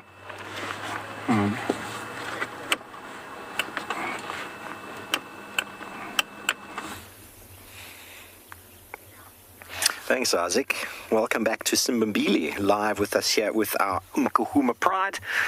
And our little upside-down male lion is enjoying mum as a pillow. And it's hard sometimes to tell who mum is in lion prides because, you know, they're all very social. You know, there's lots of love shared amongst each other, and the cubs will suckle. Oh, having some dreams. Cubs will suckle from any of the females that are lactating. But probably the eyes are a good giveaway, because one of the other cubs popped its head up a little while ago. It's gone down again now, but had the darkest eyes. That one over there had the darkest eyes in comparison to this one. But they were all having some very nice little lion dreams.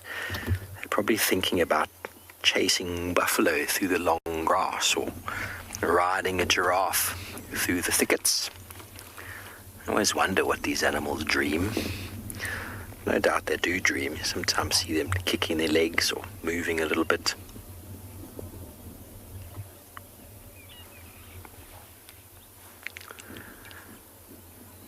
But as said before, it has gotten very hot. They've all scooted underneath the shade of this tree, and we can almost be certain they'll be right here this afternoon.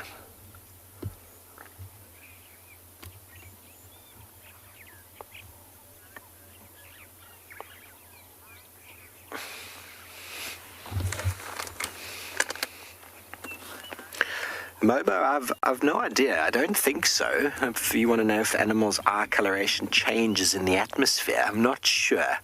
And I think animals are, for what I know, I'm honestly no expert about eyes. Trishala's actually, she knows almost everything there is to know about eyes. But I think that the coloration doesn't change. I mean, I know my eyes change depending with my mood, but I've never noticed an animal's eyes changing. And I might just be a bit weird.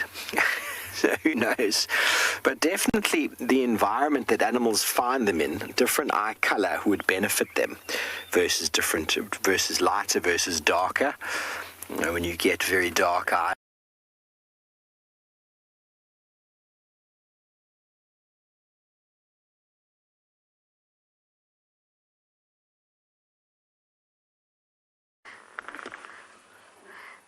But at least we have this wonderful elephant. Yay, yay. Sorry about that, guys, but we do have this lovely elephant. I was just thinking to myself, I haven't seen any elephants today. No day of mine is complete without an elephant, or a herd, preferably. This is a gorgeous specimen right here.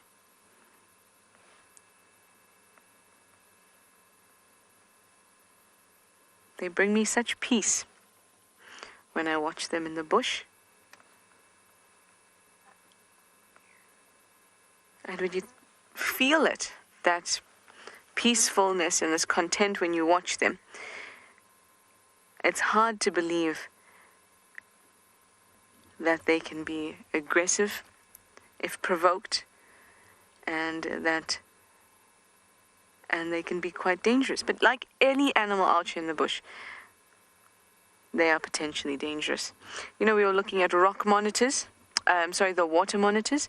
They can be ferocious.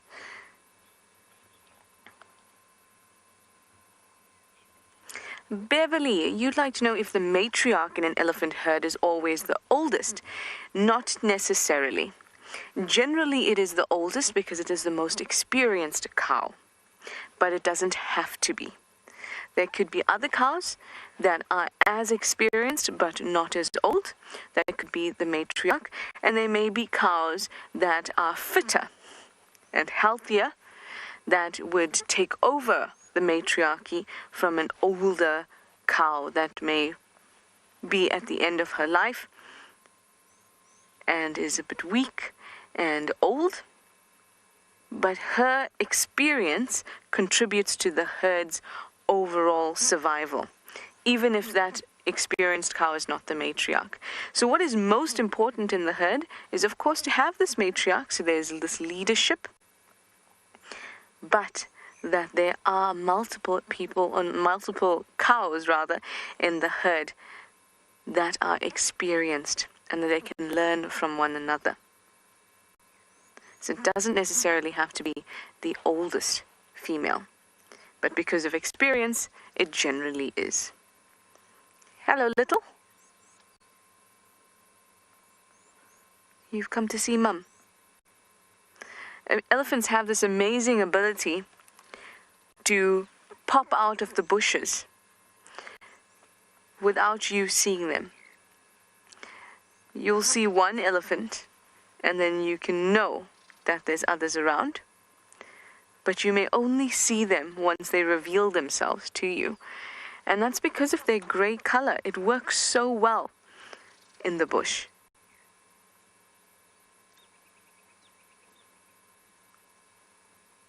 They're a bit far now, but I can hear them faintly crunching away.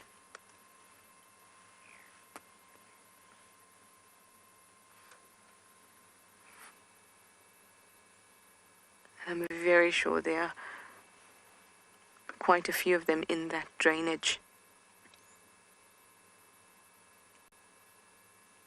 There's a nice little size comparison. Now, when a calf is 1 year or under, it can fit underneath the belly of Mum. At about 2 years, it cannot anymore.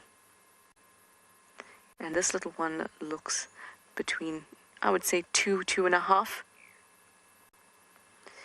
If we have a look at the tusks, their little tusks start to poke out. Do you have any little tusks yet? Not quite. Around 3, you're going to get those tusks poking out. Between 2 and 3, but closer to 3. Oh, something interesting is down there.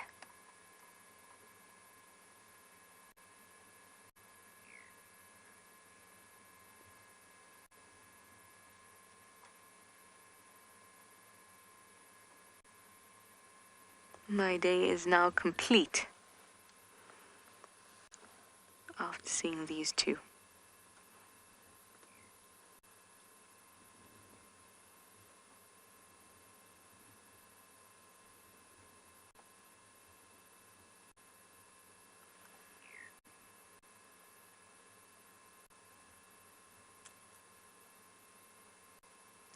Such silence.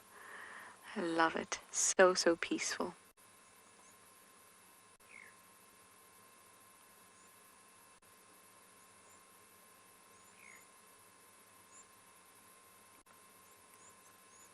I especially like when we're far away from elephants.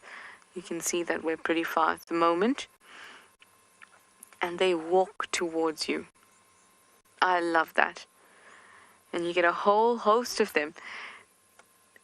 They know that you're there, and they are so comfortable with your presence that they feel relaxed enough to come through and walk right by the vehicle. Of course, they will lift up their trunk and say whatever it is they say to you. Possibly, I see you, and my body's bigger than your car, or something similar to that effect. Possibly, or they could just be saying hi, who knows, but they definitely acknowledge you. And that's too precious.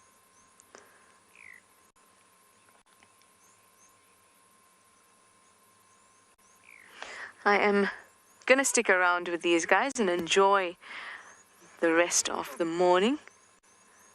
Hopefully more will come out of the bushes.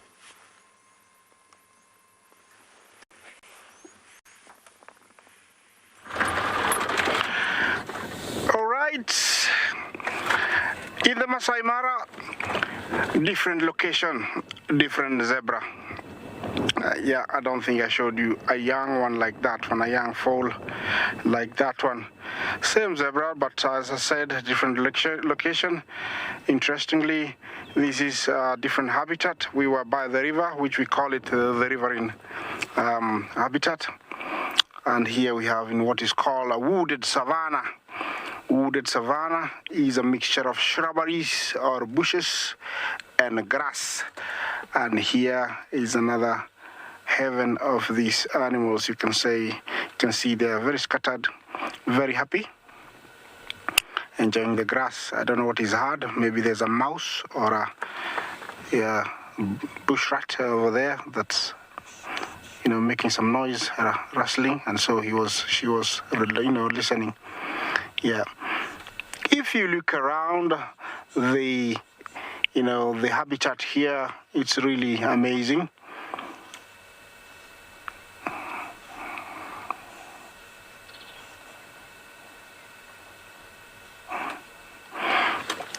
Penny, very nice question.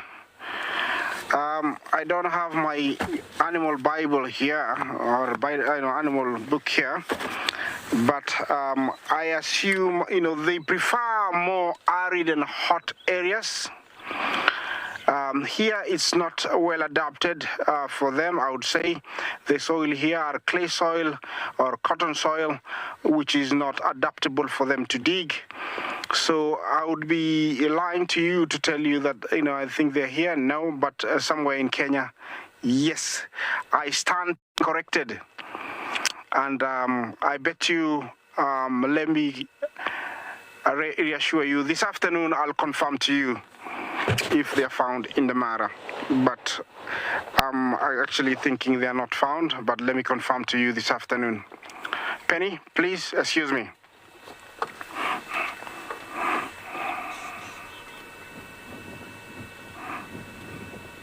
Prinas, do zebras confuse predators with their stripes? Of course they do, because they don't see in color. Looking at those stripes, and eventually when there's many together, we call them dazzles, it becomes, continuous lines and confusing. I would call it a visual pollution. So they're not able to really concentrate on one because they cannot break, all of them and to actually focus on one. So definitely they do. And I have seen that happen when a lion aimlessly goes for a big herd or a dazzle of zebra, and it ends up being confused because they got spooked, ran in all directions, and it got left there, wondering, what happened. Yeah, let's...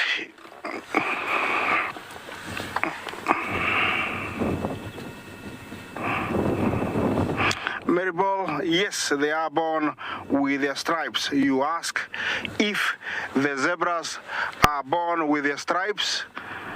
Yes, they are born with their stripes, but they are much faded. They are lighter. They start, brightening up within a few hours, and in days they're actually quite bright, black and white. Yeah, there's more wild, zebra at a distance, all happily wagging their tails. Look at the patterns, like I was mentioning earlier. Each one of them is very unique. Beautiful. And here, remember, they are native to these habitats. They have been here over the years, so they are not introduced. I would like to share with you, if James shows us the landscape around us as I move on to a different location. Look at that. We have a nice forest over there, a good place for predators to hide. In the back is the Olololo Sirius escarpment, and some line of trees. It means there is water there. Yeah, this is the kind of sight that I see every day here, and I am very grateful to be sharing it with you. Look at that, beautiful place. That is something that we're all very appreciative of, that we get to be in the wilderness every day and see these wonderful animals. Of course, Isaac is up at the Maasai Mara, and that's especially special.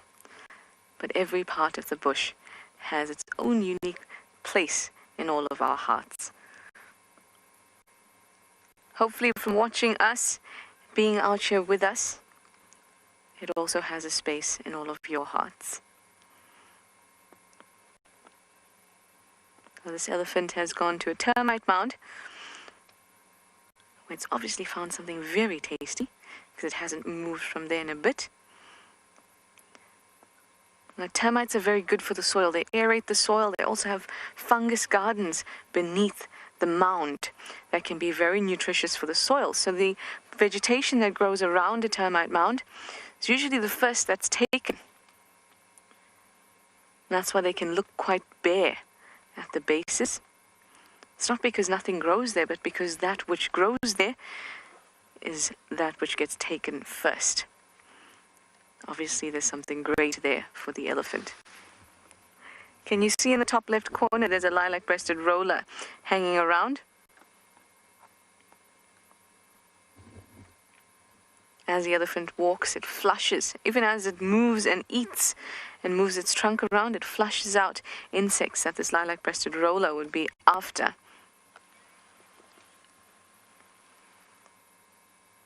Amazing to watch how one thing can affect the other, benefit the other.